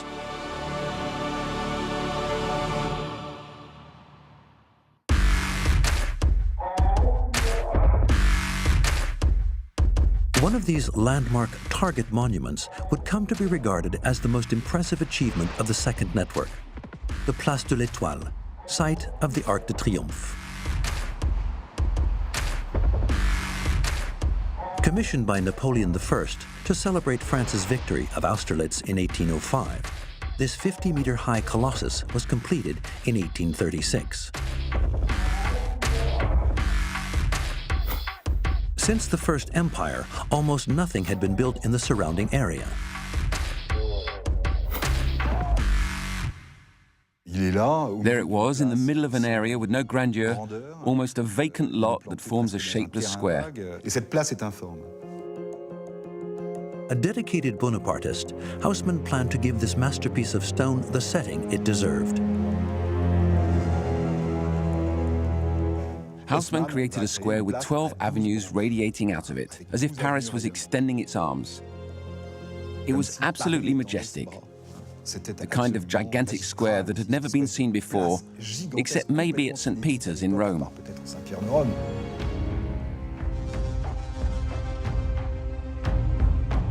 A target monument serving 12 avenues, the Place de l'Étoile became the hub around which the smart districts of Western Paris were structured. In addition to these 12 avenues, the monument would be set off by 12 buildings, each only 3 stories high. Designed by architect Jacques Itoff, they stand a little further back to better show off the Arc de Triomphe. On the ground, Haussmann planted trees to give some volume to the vast square.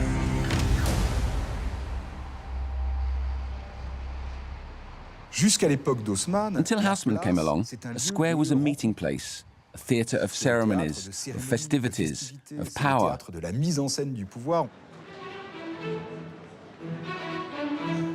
Haussmann squares had none of that. They were crossroads, hubs of communication. People circulated, but they passed through. There was nothing to see. Haussmann wanted to bring unity to a city that was extending further and further, faster and faster. This would be the avant-garde role of street furniture, so much in evidence today that it has become almost invisible. It is omnipresent. From benches to street lamps, to the grids at the feet of the trees now scattered around the city. Paris at the time had a department of architects and designers who were in a position to do the design themselves.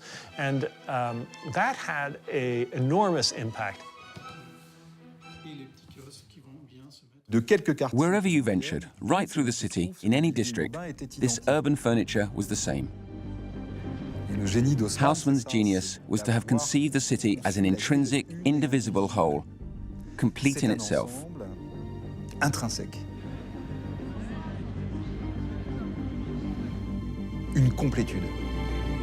But before completing the second network and turning definitively to the new Paris, Haussmann still had one last score to settle with the old city. Between the Ile de la Cité, the traditional center of the capital, and its prefect, it was almost a personal matter. It harked back to his student years, when he walked through it daily on his way to law school. Having left the Chaussée d'Antin quarter this morning, I was walking alongside the old courtrooms with, on my left, the despicable heap which not long ago brought dishonor on the city, a haven for thieves and murderers who seem to flout the attentions of the police and the criminal courts. During the 1860s, Haussmann razed to the ground almost the entire island, preserving only its monuments. He made it the city's administrative center, with police headquarters, a commercial court, and some spanking new law courts.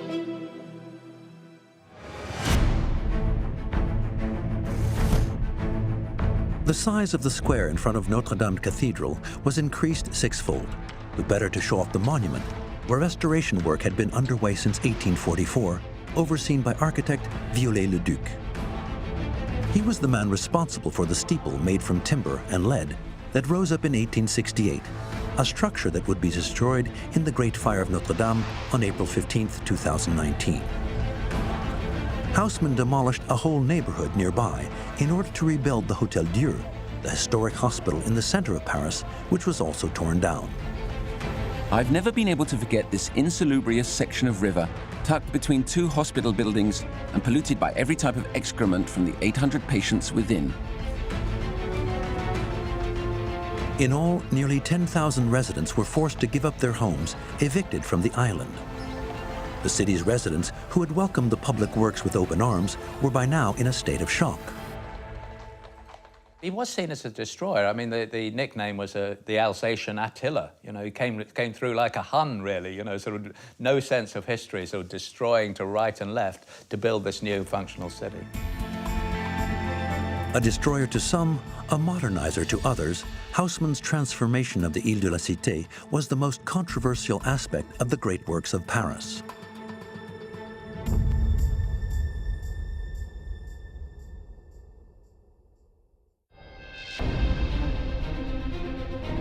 And while he built a city of light, the work on the second network also had a dark side. The Richard Lenoir vault, for example, an underground construction forbidden to the public. Built between 1860 and 1862, it totals 1.7 kilometers in length and covers the Canal Saint-Martin. It owes its existence to the construction of Boulevard Voltaire, which connects the Place de la République to the Square Nation, across the Canal Saint-Martin. The canal proved problematic for Prefect Haussmann, who was anxious to control the working-class districts to the east of the city. The Canal Saint-Martin cuts right through Paris, and it's very difficult to move troops across it. You'd have to basically cross bridges, and if you're crossing bridges, then bridges can be either set fire to or barricaded or whatever.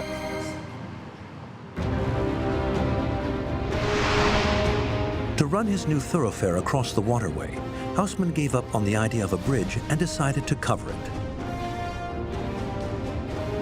To that end, he created a new artery, the Boulevard Richard Lenoir. This provided multiple crossing points to allow troops to circulate freely in the working-class districts to the east in the event of insurrection. To that end, workers lowered the level of the canal by 5 meters before covering it with a gigantic millstone vault along a 1.7-kilometer stretch.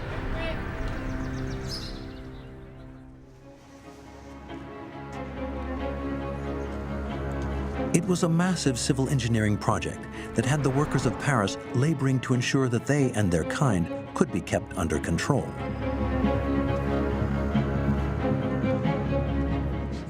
Thousands of men were at work, with some very serious accidents. They were 10 meters above the bottom of the canal. Some men fell, others injured themselves shifting masonry and the like. The workers had to pay a high price to fulfill the Baron's vision of Paris as a bourgeois capital. As a result of the major public works, the poorest were left by the wayside. In 1868, Émile Zola wrote, "Not for their benefit has the city been cleaned up. Every new boulevard drives them in greater numbers into the faubourg."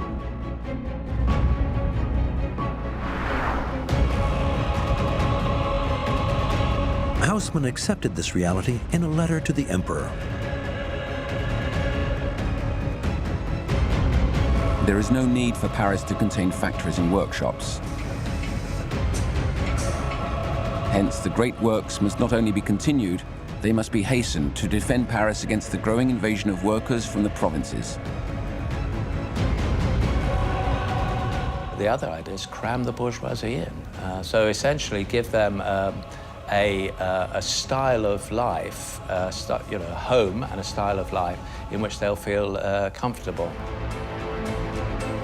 The creation of the second network was a triumph for the Housemanian buildings springing up all over Paris, especially in the smart districts to the west. But not all residents were in the same boat. While the bourgeoisie occupied the main floors, the servants were crammed in under the eaves in attic garrets. A symbol of this acute inequality was the fact that the buildings had two staircases, a main one for the bourgeois occupants, and the back stairs for use by the servants. Domesticity was kept out of sight for the main residents, meaning all the amenities were shunted out to the rear, as well as the comings and goings of servants, who had to use a hidden staircase to access their rooms. This is the paradox of the 19th century. It's an era devoted entirely to progress, but not for all. It was the price to be paid for making the new Paris one of the most beautiful cities in the world. Once the 26 kilometers of works on the second network were concluded in the late 1860s, Haussmann was unstoppable. To complete his new city, he planned to create a third network of arteries, which would not be finished until 1926.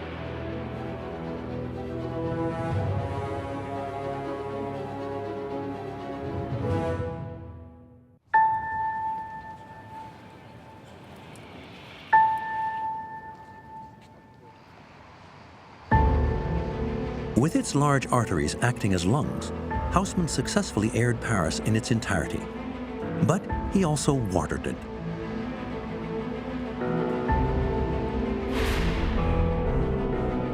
The Yonne region, 150 kilometers from Paris, is home to a little-known component of Haussmann's great works.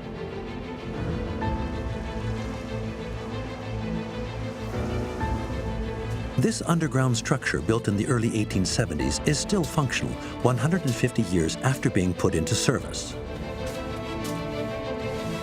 Paris was, at last, going to have a supply of clean water.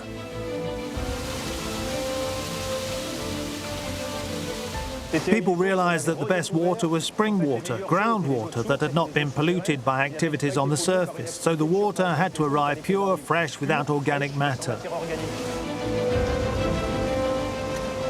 This infrastructure carries water from the Amantière spring through 500 meters of underground tunnels driven through the heart of the Massif, which provide the capital with nearly 30,000 cubic meters of water per day, or nearly 10% of the total water consumed by Parisians since the 19th century. Giving Paris access to clean water was one of Haussmann's greatest achievements. To bring it to the city, his engineer, Eugène Belgrand, set about building a colossal aqueduct more than 150 kilometers long.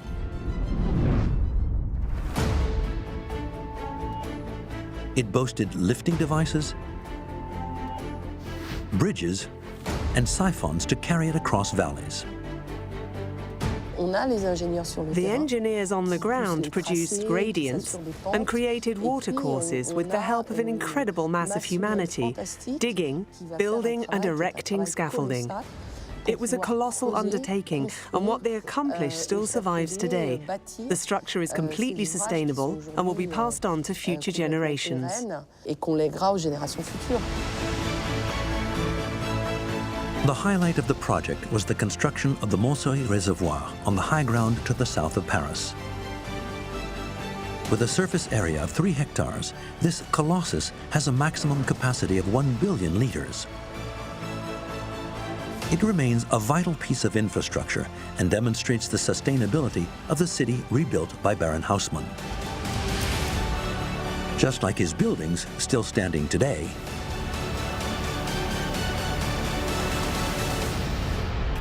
or the 380 kilometers of sewers that helped clean up the city. Resourceful and visionary, the Baron was both a destroyer and the man who gave the capital its distinctive identity. Regardless of the dark side, in the eyes of the world, Haussmann turned Paris into the city of light.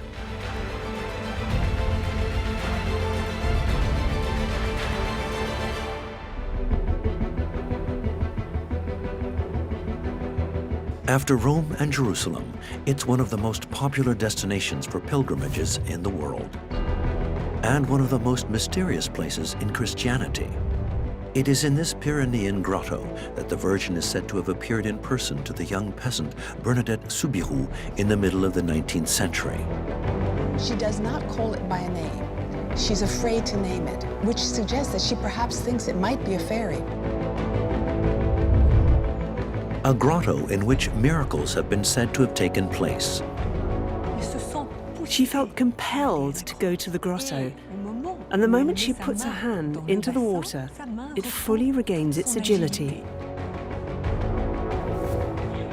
Lourdes is such a holy place that it has become one of the major sanctuaries in Europe, attracting millions of pilgrims from all over the world. Pilgrimages to Lourdes will develop globally with the appearance of railways, and this will radically change the history of pilgrimages in the West. How did this unusual 128-acre architectural construction with 3 eclectic basilicas spring from the ground to produce the biggest underground crypt in the world? St. Peter's in Rome could fit inside the Basilica of St. Pius X, even though St. Peter's is the largest basilica in Rome. What technical challenges did the designers have to overcome for more than a century of work? How did they break down these mountains? Here is the incredible story of the construction of the Lourdes sanctuaries.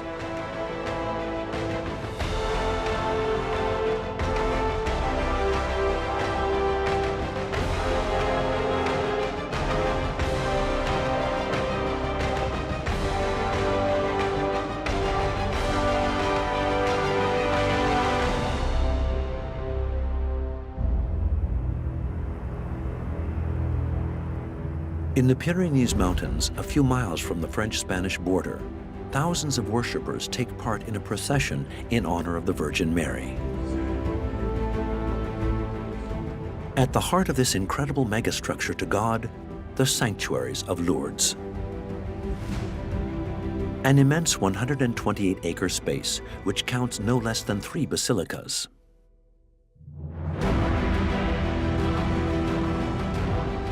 Perched on the rock of Massabielle, the Immaculate Conception, built in the Gothic style, peaks at 328 feet above the river. Lower down, hollowed out of the same rock, the Basilica of Our Lady of the Rosary, built in the Roman Byzantine style, can welcome up to 4,000 worshippers.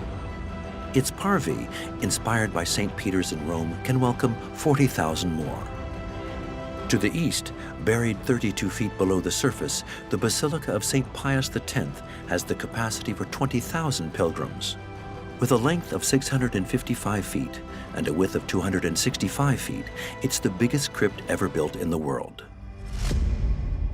A sanctuary entirely built around a grotto.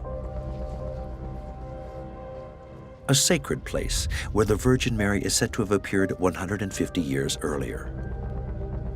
The grotto is really the heart of the sanctuary. The pilgrims themselves bear witness to the fact that there's a kind of allure to the grotto. And for good reason, as it's here that the Mother of God is said to have revealed the existence of a spring with extraordinary properties. Water, which would be the origin of 70 unexplained healings. It's true that the water attracts a lot of sick pilgrims hoping for a cure. Therefore, at Lourdes, you come to the source, you come to the grotto, you come to drink this water, quite simply because it's the Virgin Mary who gave us this water. Therefore, it feeds hope into the hearts of pilgrims in a very, very big way. Catholics believe so strongly in Lourdes that it attracts millions of sick and dying pilgrims each year. Lourdes, a unique place, therefore, whose story begins in the biting cold winter of 1858.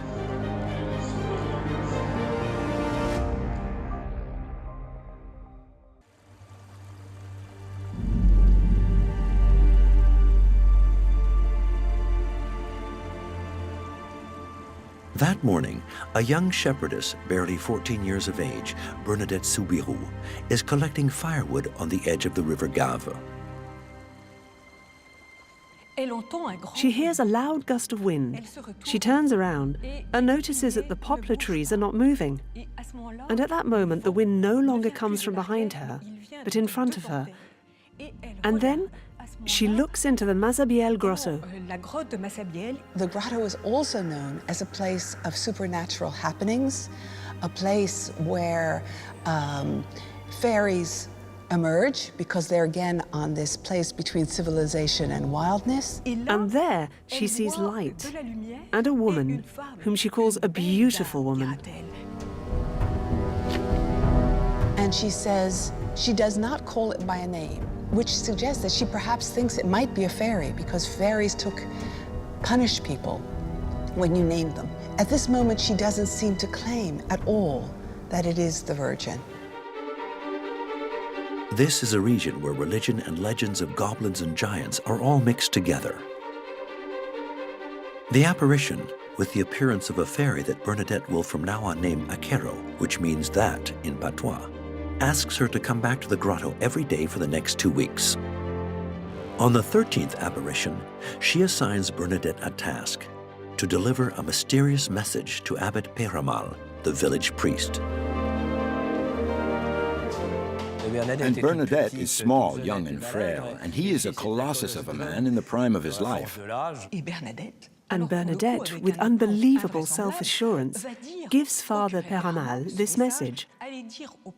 Tell the priests to build a chapel here, and tell people to come in procession.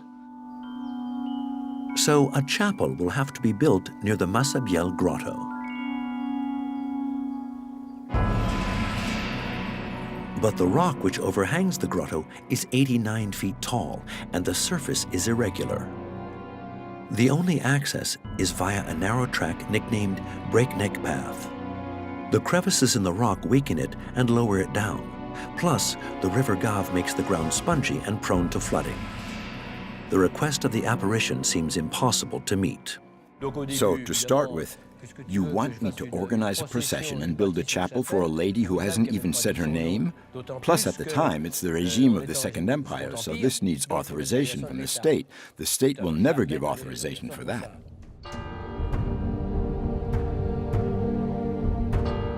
If the Abbot Peyramal is skeptical, this is not the case of the villagers who seem literally bewitched by the young shepherdess. From now on, they will be in their hundreds, and then thousands, accompanying her to each of the apparitions. And they are impressed. She's transfigured from sort of flea-ridden girl in rags of wool into something people perceive as very beautiful. There is something about the solemnity of her embodiment that really does make people watch her with respect. During the recitation of the Rosary, Bernadette says, "The lady is here, the lady is here." And at the same time, Bernadette goes into a profound ecstasy. Then asks the lady her name 4 times. And on the 4th time, the lady says, "I am the Immaculate Conception." On the way home, Bernadette, scared of forgetting, repeats to herself this strange string of words that she doesn't know.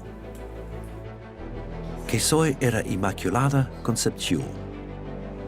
Abbot Peyramal is stunned. How can a young shepherdess who doesn't know how to read or write, how can she know these terms which are only known to theologians? And Father Peyramal doesn't give any explanations to Bernadette. He starts crying because he understands that Bernadette has seen a lady, a beautiful lady, and that lady is the Virgin Mary. From then on, convinced of the truth of the apparitions, he informs the Bishop of Tarbes, Monseigneur Bertrand Sévère Laurence. And he says there's something going on in our community. There's an élan mystique, there's a renewal of faith. And not only a renewal of faith, but a kind of ethical consciousness that is emerging, that people are becoming, in a sense, holier because of the events. There is no doubt that Laurence, who comes out of the attempts by the Church in this period to reconstitute itself in the aftermath of the Revolution, sees this as a chance for reconversion. And what better way to evangelize a country than with a new place for pilgrimages, a chapel which had been requested by the Mother of God herself.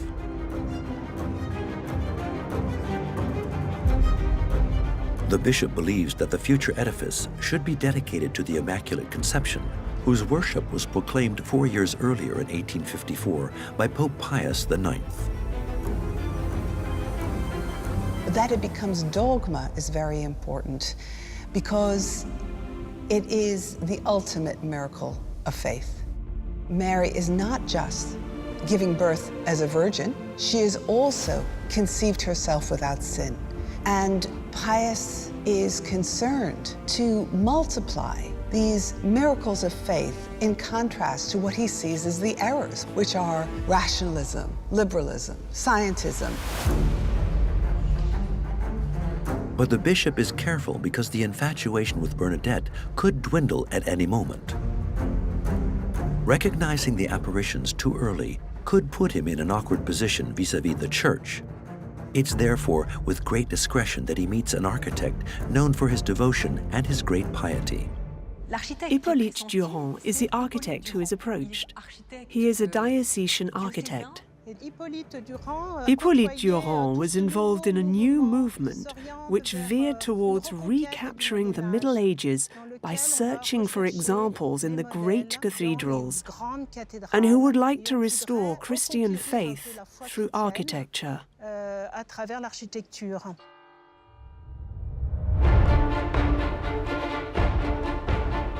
The man who was the architect of the Château de Monte Cristo, built for Alexandre Dumas, gains the trust of the bishop.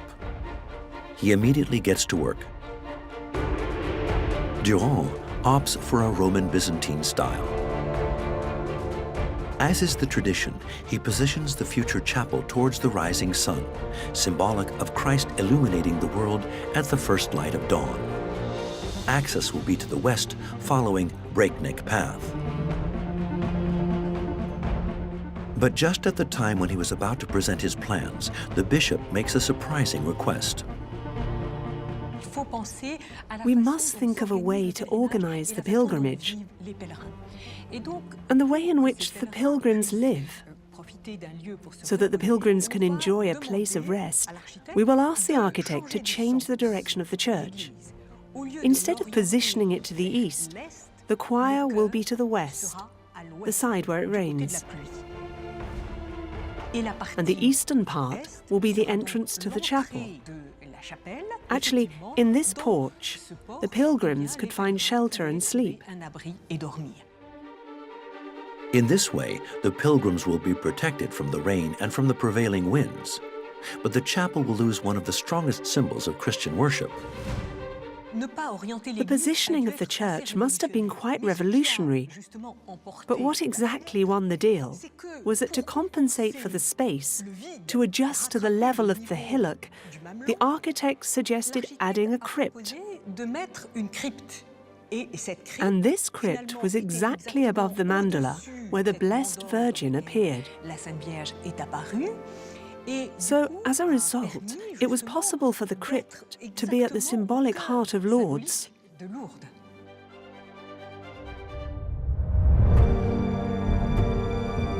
On the 18th of January, 1862, the bishop signed an official declaration recognizing the reality of the apparitions. To comply with the wishes of the Blessed Virgin, we suggest building a sanctuary on the grounds of the grotto. Works will be fully funded by donations from worshippers. All that's left to be done is for the bishop to organize the pilgrimage to make Lourdes the jewel of the Catholic reconquest of France.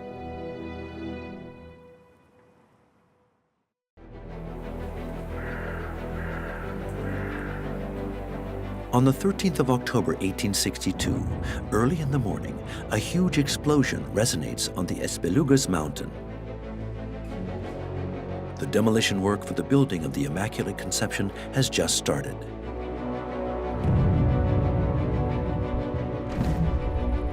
Abbot Peramal is enthusiastic. It's a pleasure to see the rock smashed to smithereens in the exploding mines.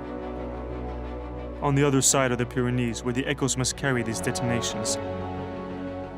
They must think there are terrible battles going on. There was a rocky outcrop in the middle of the ground, and so before starting work, they had to blow this up to try and level the ground a bit. It was a huge task, especially as they had to make sure when working above the grotto not to disrupt the ground too much, which could weaken it. It's really an important element in the construction of the sanctuaries. So for all the work that was done, major precautions were taken. At the same time, the architect Hippolyte Durand is putting the finishing touches to his new project. The chapel will be neo-Gothic in style. It will be 167 feet in length, 69 feet wide, and 62 feet high. The spire will be 305 feet high above the Gave. To bear the weight of such a mass of stone, powerful 7 feet thick and 65 feet tall walls will be supported by 7 powerful buttresses and connected to the rock by chains fixed to it. The grotto will be left in its original state. The idea to keep the grotto as untouched as possible is still an idea that appeals to everyone. We wanted it as close as possible to how Bernadette experienced it. We placed the statue of the Virgin exactly where Bernadette saw her, to give a visual idea of how the grotto was at the time, and to keep this image as a strong image of Lourdes. In the month of August 1863, the work on the support walls is finished. It cost 300,000 francs, a fortune at the time. It's necessary to quickly launch another appeal for donations. And for that, the bishop can count on the notoriety of the pilgrimage, and especially on the spring revealed by Bernadette 5 years earlier during the 9th apparition.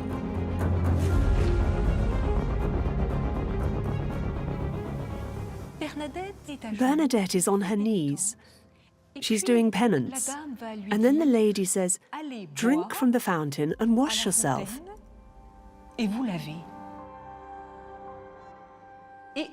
And she shows her a place under the rock. And she scratches at the ground with her hands, and it feels moist. A spring coming from nowhere, emanating from the depths of the earth. For the hundreds of witnesses present that day, there was no doubt. This water can only be a divine gift.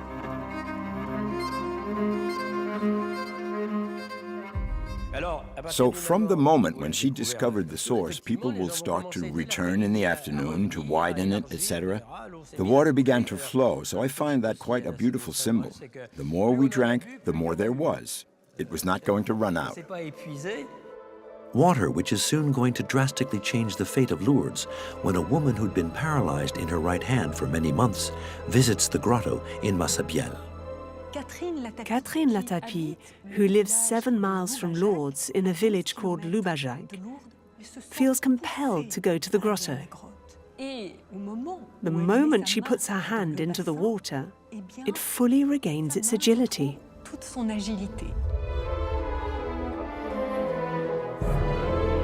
Miracle or not, in the months which follow, there will be dozens who attest to having benefited from inexplicable healing.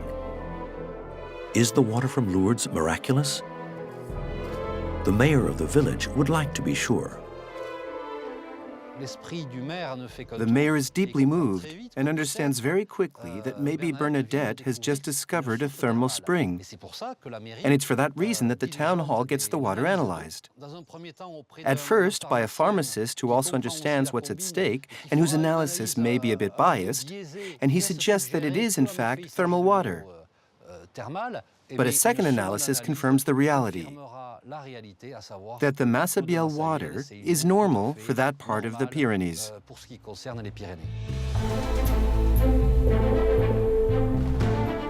If the mayor sees his dream of a thermal spa fade away, the bishop sees the potential in this water, which in principle has no recognized properties, but which, however, could be capable of curing the incurable.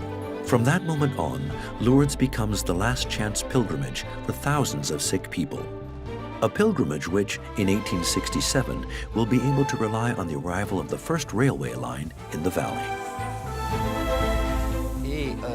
In this year, a Basque abbot, Abbot La Parade from Bayonne, had an idea, which will in fact turn out to be a great idea, to organize a special train for the pilgrims. So the railways will organize the transport for the sick. From then on, the pilgrimage to Lourdes will develop on a European level, then global, with the advent of the railways.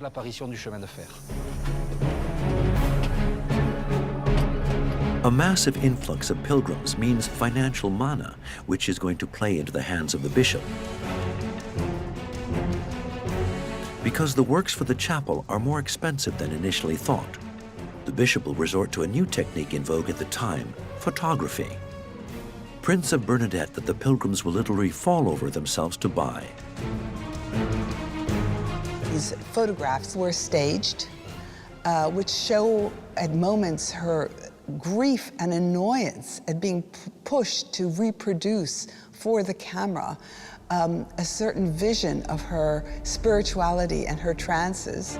It's a means of propaganda, yes, that's clear. Bernadette will say, "I'm being sold for so much? Oh, if that's what I'm worth, well."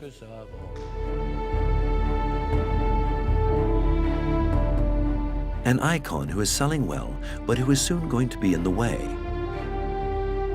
During the inauguration of the crypt, the young woman is a guest of the festivities, but the bishop wants, at all costs, to avoid her being the star.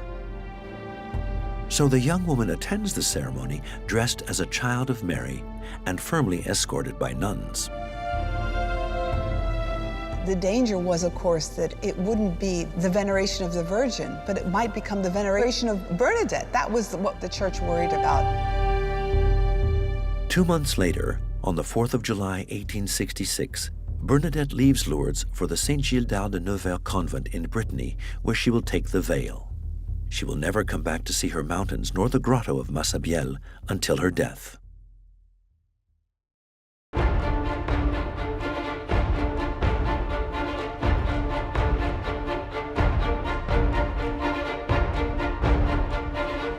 On the site, the works advance at the rhythm that the funds are collected and is dependent on the capricious weather. Luckily, Hippolyte Durand can rely on one advantage which will gain him several precious months: the many quarries present around the village. Lourdes is a town of stonecutters, and at the moment of the apparitions, there are roughly 200 families who make a living from working with stone. Lourdes is stone, marble, and slate.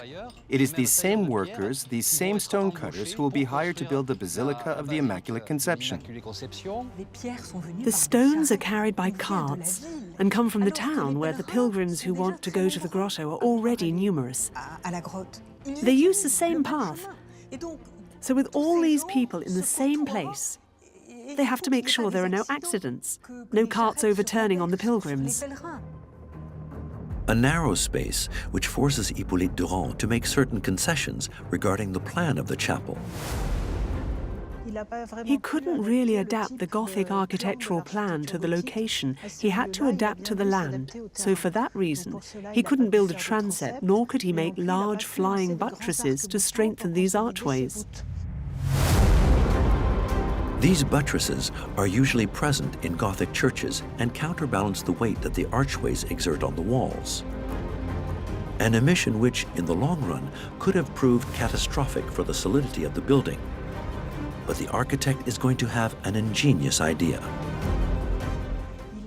He installed lateral chapels along the nave, which are linked with each other, and which also allowed for the creation of a sort of ambulatory. From these chapels, we can see that the walls are relatively large, because it's these which play the role of buttresses. Thanks to his ingenuity, Hippolyte Durand achieved the feat of building a church that can accommodate 1,000 worshippers on a steep, narrow, rocky outcrop.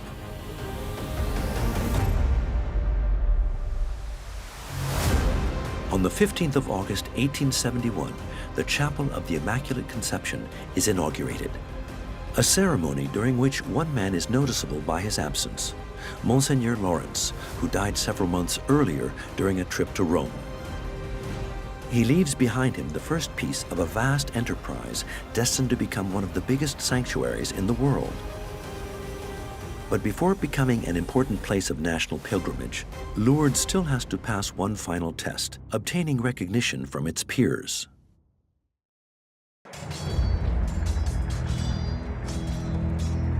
One year earlier, in 1870, chaos takes over the country as Prussia inflicts a stinging defeat on the French army, causing the fall of Napoleon III and the Second Empire. France is humiliated. For the majority of French Catholics and those close to the monarchists, it's no coincidence. Many Catholics believed this notion that France was the eldest daughter of the Catholic Church, and that once it deviated from that mission, then this was when things started to go wrong. They had to engage in acts of repentance and move back to a vision of France that they thought had been lost, certainly since the Revolution of 1789. At Lourdes, a priest, Abbé Chocarne, is going to have a revelation. A plan which could have been whispered to him by God himself to redeem the sins of France. He is celebrating Mass in the Chapel of the Immaculate Conception, and there, during Mass, he is distracted. He understood that the Virgin summons the sick to Lourdes, but who is sick? France is sick. How else to interest the Virgin in the fate of France, if not by doing what she asks for? And what does she ask for? For processions, joining together at Lourdes all the Marian sanctuaries in France. Through the sanctuaries dedicated to the Virgin Mary, it's the entire nation who will do penance. A pilgrimage which they hope will have at least 10,000 participants. In the village, the 4,000 inhabitants get involved in offering lodgings and shelter. Above all, the sanctuary, from now on, can count on a true army of pious and devout women to welcome the sick. There is no way that we can understand the Lourdes phenomenon without coming to grips with the role of women in promoting these kinds of devotions. So what you get is an increasingly woman's institution, still run by men, and still within a very patriarchal mold, because the men, of course, are still running the show.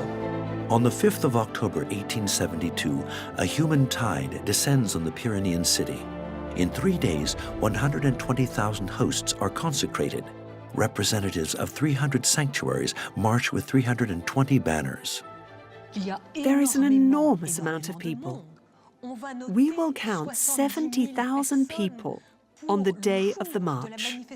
Lourdes, for most of the period that it's in operation, can mobilize larger crowds than any labor movement on the left. So we exceeded everything we thought possible. Since then, the pilgrimage has become national. Delegations from all the French dioceses will come to Lourdes each year. So the entire country will be devoted to the Virgin Mary. Strengthened by its success, the Basilica receives grace from Pope Pius IX, who raises the status of the Chapel of the Immaculate Conception to the rank of minor basilica. From now on, nothing can stop the incredible ascension of this Pyrenean city. The town will be transformed by the Lourdes pilgrimage, as Lourdes will devote itself to welcoming pilgrims. So how does this work at the beginning?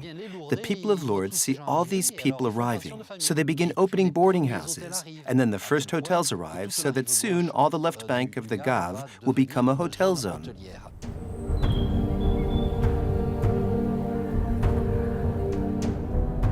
A dazzling success which the new Bishop of Tarbes, Monseigneur Benoît-Marie Langenieux, must cope with.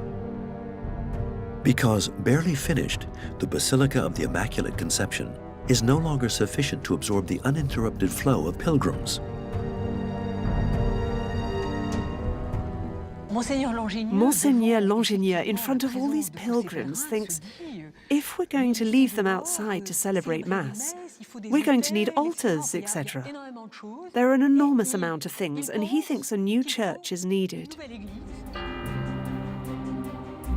In 1883, approaching the 25th anniversary of the Apparitions, pilgrims come in mass. For the new church, a new architect is approached, Leopold Hardy, the chief architect of the two international expositions in Paris. The idea behind his project was obviously not to go down the Gothic route, since the Gothic style with its big Ogival archways would create a problem of height, with a part of the Immaculate Conception being hidden. So it was necessary to construct a building less elevated. For this, Hardy pictured a church in the style of Roman Byzantine, because this type of building, in the form of a Greek cross, has the advantage of having a dome.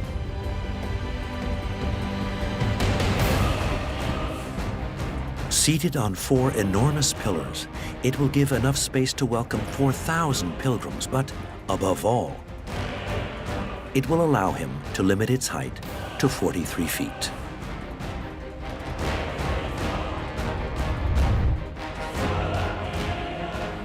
Here, the architect has been extremely intelligent and respectful, because he has slid his building under the Basilica of the Immaculate Conception, that we often call the Superior Basilica.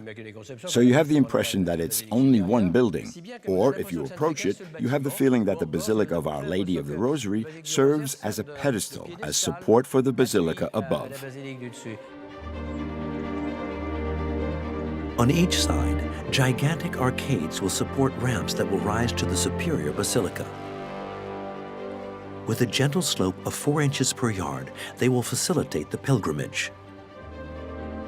They encircle a vast parvis of 427 by 279 feet, in which 40,000 people can assemble, enough for the sanctuaries to realize their ambitions for decades.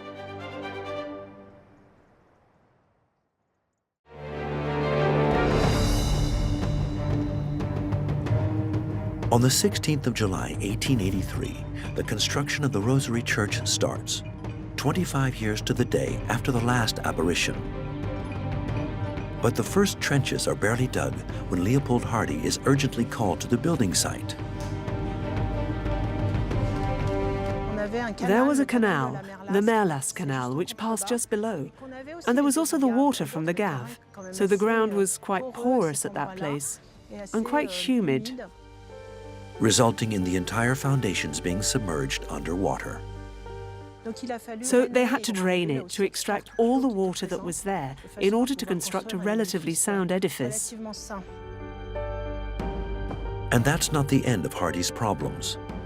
To clear the space necessary for this future edifice, 353,000 cubic feet of rock was taken from the mountain with large explosive reinforcements. The new basilica will literally be built into the rock.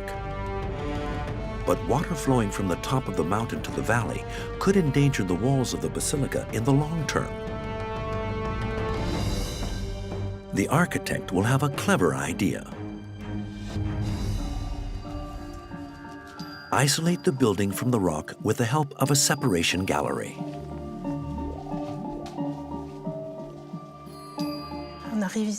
So we arrive here in a very private part of the Rosary Church, as here is the interface between the wall of the Rosary Chapel, the Basilica, and here the support wall holding the rock. Therefore, at the moment of the building, it was decided to separate these two walls and thus make a kind of protection. To consolidate his masonry, Hardy will place landfill arches all along the corridor.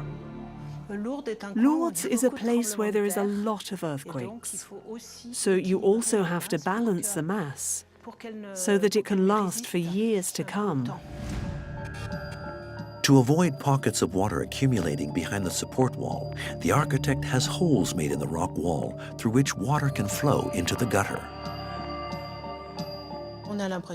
We have the impression that we're in a grotto, and we find here the formation of stalactites, stalagmites, limestone which stays on the surface, and the water runs along it.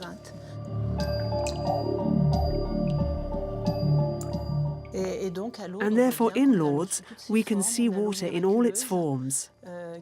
We have the miraculous water which comes from the grotto and which heals, and then we have the water from the rock which runs here, but which could also have been a disruptive element for the architecture.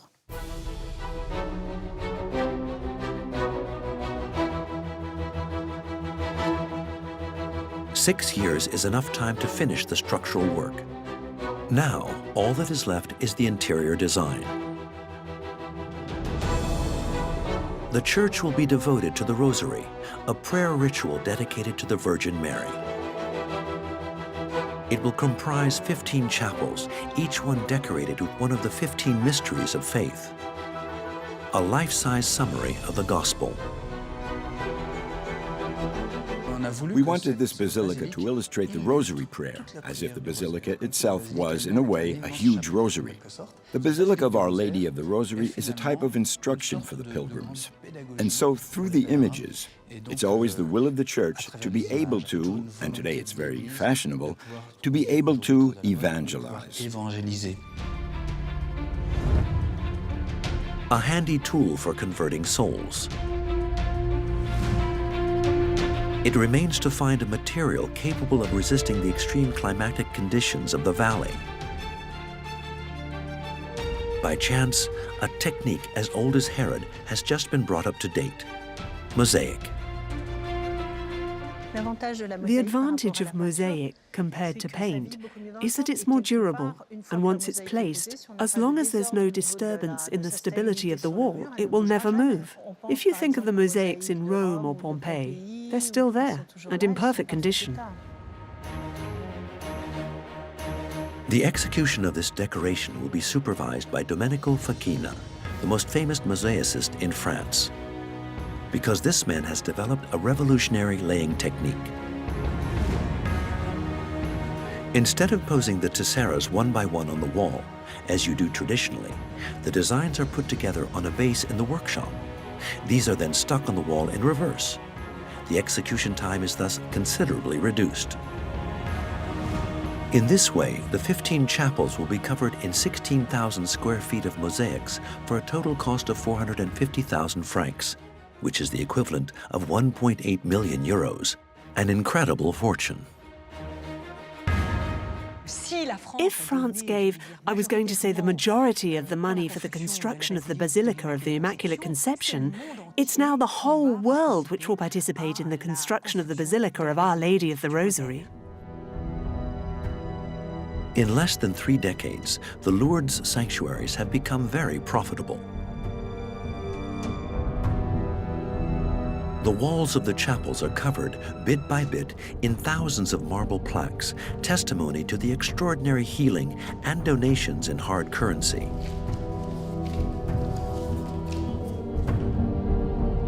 But in September 1891, while the building site of the Rosary was far from being finished and still needing financing, a man arriving by train from Paris will single-handedly cause trouble and stir up the church as far as the Holy See.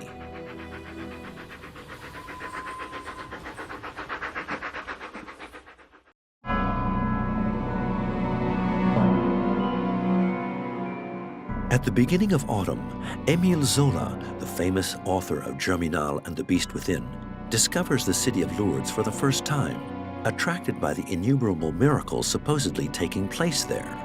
A distinguished guest for whom the sanctuaries roll out the red carpet.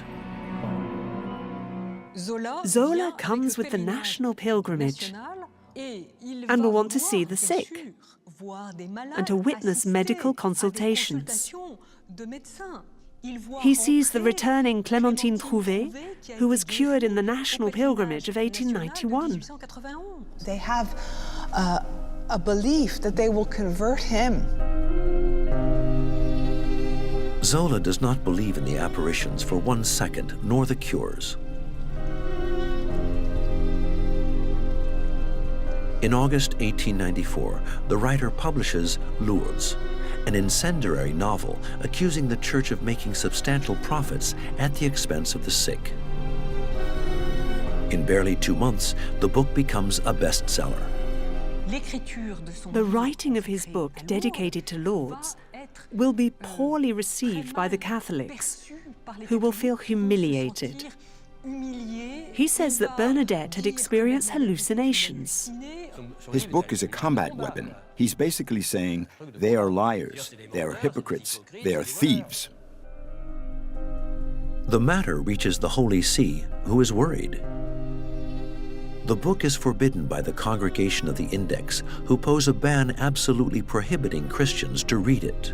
And they are afraid that there's a persuasive power in Zola's prose that might actually probably affect Catholics and undermine their faith. After that you see the multiplication of caricatures in the Catholic press of Zola as a kind of demonic person. Finally, the counter-propaganda works. Donations continue to roll in. Zola will not bring down the work on the Rosary. Ironically, the sanctuaries will even find a way of using the novelist to give the chapel its final touch. To do penance, to ask forgiveness for what Zola has written, the Bishop of Lourdes will ask the population to donate money for the organs for the Basilica of Our Lady of the Rosary in compensation.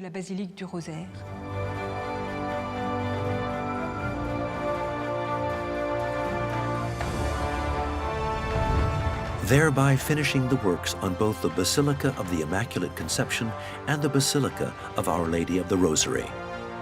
But in Lourdes, where the ambitions are always getting bigger and bigger, a new bishop will again put on workman's overalls and bring the sanctuaries into the modernity and gigantism of the new century.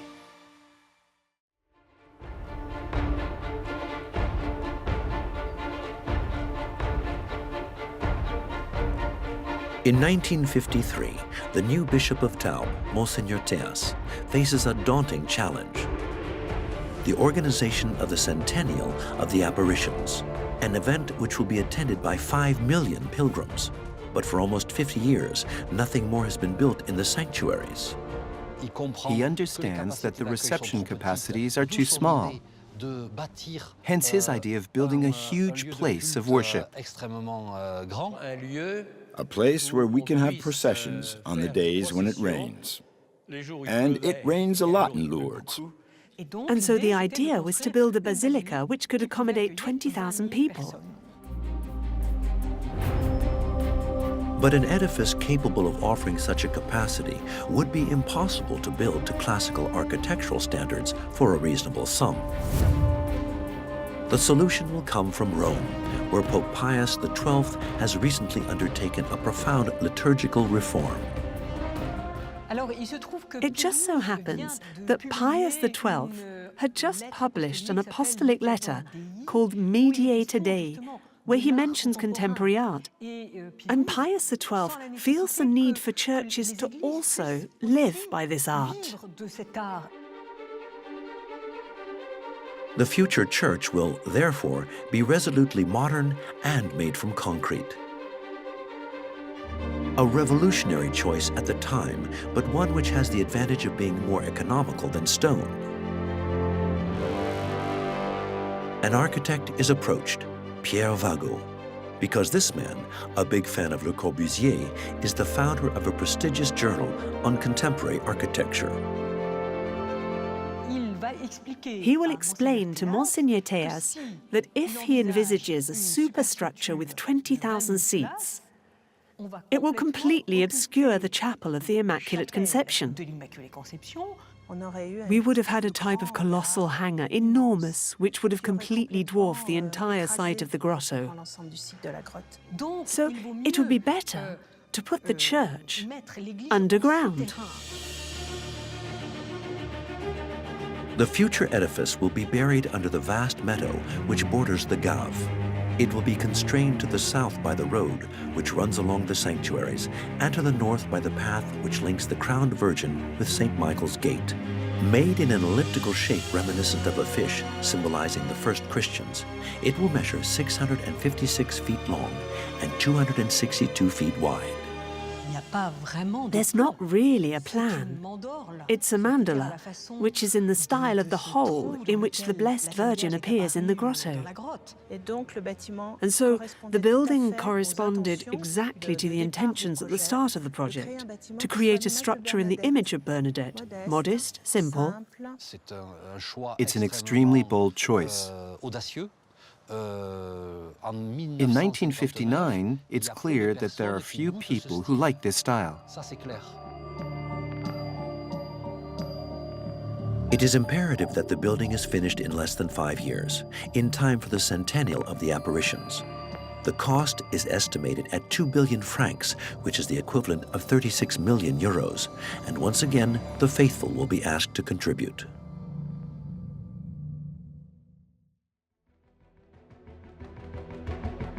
In December 1955, after the bishop has validated the plans, a problem needs to be solved: the roof of the future edifice. The engineers suggest a vast crypt supported by pillars, an idea which is not approved by Pierre Vago, who wants the building as stripped back as possible. So he contacts Eugène Fraissinet, inventor of a new revolutionary method of construction, pre-stressed concrete. A technique which permits the building of long concrete archways without intermediate support. Fraissinet created an immense hall without any pillars inside this huge volume. Everything is completely liberated by the fact that we have these big, pre-stressed concrete structures which can completely absorb the space. 2 series of 58 semi-arches resting on a long central beam will support the roof. First, the concrete is poured into a formwork. Then, steel cables are slid in a sheath placed in the lower part of the beam. Hydraulic jacks then tension the cables to prevent the beam from collapsing. Compressed, the concrete thereby becomes pre-stressed. Thus, the edifice will have a surface nearly as big as St. Peter's Basilica in Rome, 156,000 square feet, and without any central pillars. It's said that St. Peter of Rome could be contained inside the Basilica of St. Pius X, even though St. Peter's is the largest basilica in Rome. The official start of construction is given as the 30th of May 1956. But when the excavation has just passed 7 feet deep, water will once again appear, transforming the giant hole into a real-size lake.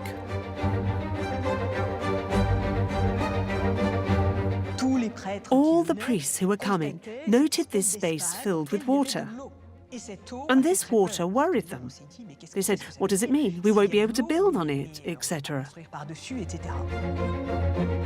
At the same time, Monseigneur Théas received the first invoices, which add up to 300 million francs. But the funding only managed to raise a few dozen. A wind of panic blows on the French episcopate and becomes a national affair. The bills were arriving for Monseigneur Théas, who needed to pay them. And he had no money to pay the companies who were doing the work. And the best had been chosen. So there came a time when effectively the bishop said, well, we have to stop everything. They raised the question of filling that hole back in. They were going to fill it in. An order validated by the Holy See itself. Desperate, the bishop turned to the Virgin. However, the miracle is going to come from his construction manager. It's Campenon Bernard who tells him, you must obey. So you have to stop the works, but I'm continuing. I'm going to pay the workers who are destined to continue the work from my own pocket, so that it will be finished on the date and time we had decided on for the centennial of the Apparitions. And if Campion Bernard hadn't done that, I don't think we would ever have had the Basilica of St. Pius X.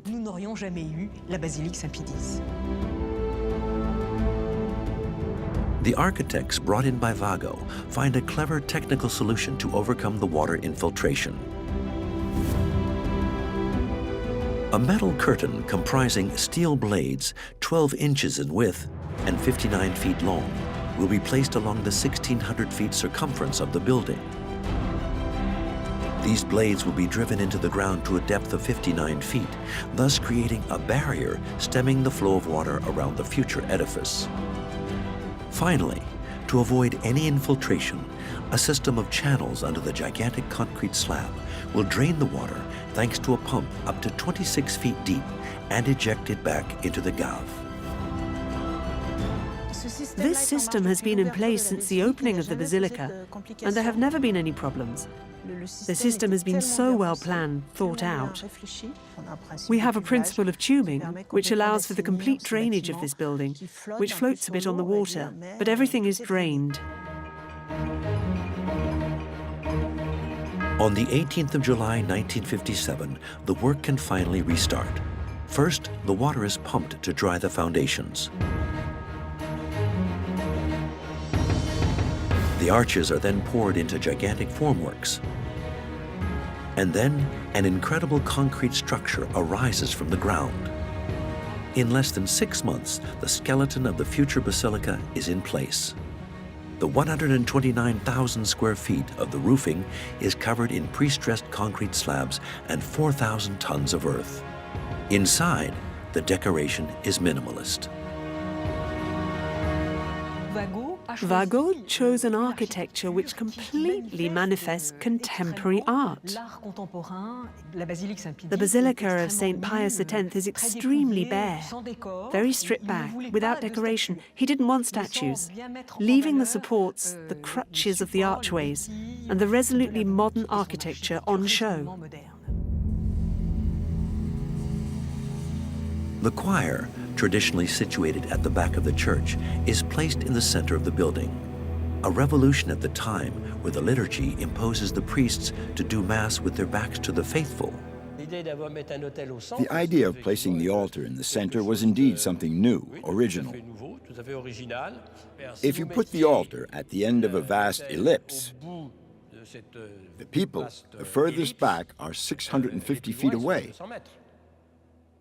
At the time it was constructed, there weren't any televisions inside. On the 24th of March 1958, the Basilica is consecrated in front of thousands of believers. It's the Archbishop of Venice, Angelo Roncalli, who will become Pope John XXIII several months later, who is in charge of the blessing. All the dioceses in France and Europe assemble, and the influx is a constant coming and going. All the people of Lourdes will tell you that they've never seen so many people at Lourdes, and this will stay forever in their memory. Thereby finishing the construction of the sanctuaries of Lourdes, a huge place of worship and pilgrimages which continues to attract millions of pilgrims from 5 continents 160 years after its creation. Each attracted by an indelible faith in the miracles and the singular story of a young shepherdess who has since become one of the most worshipped saints in the world.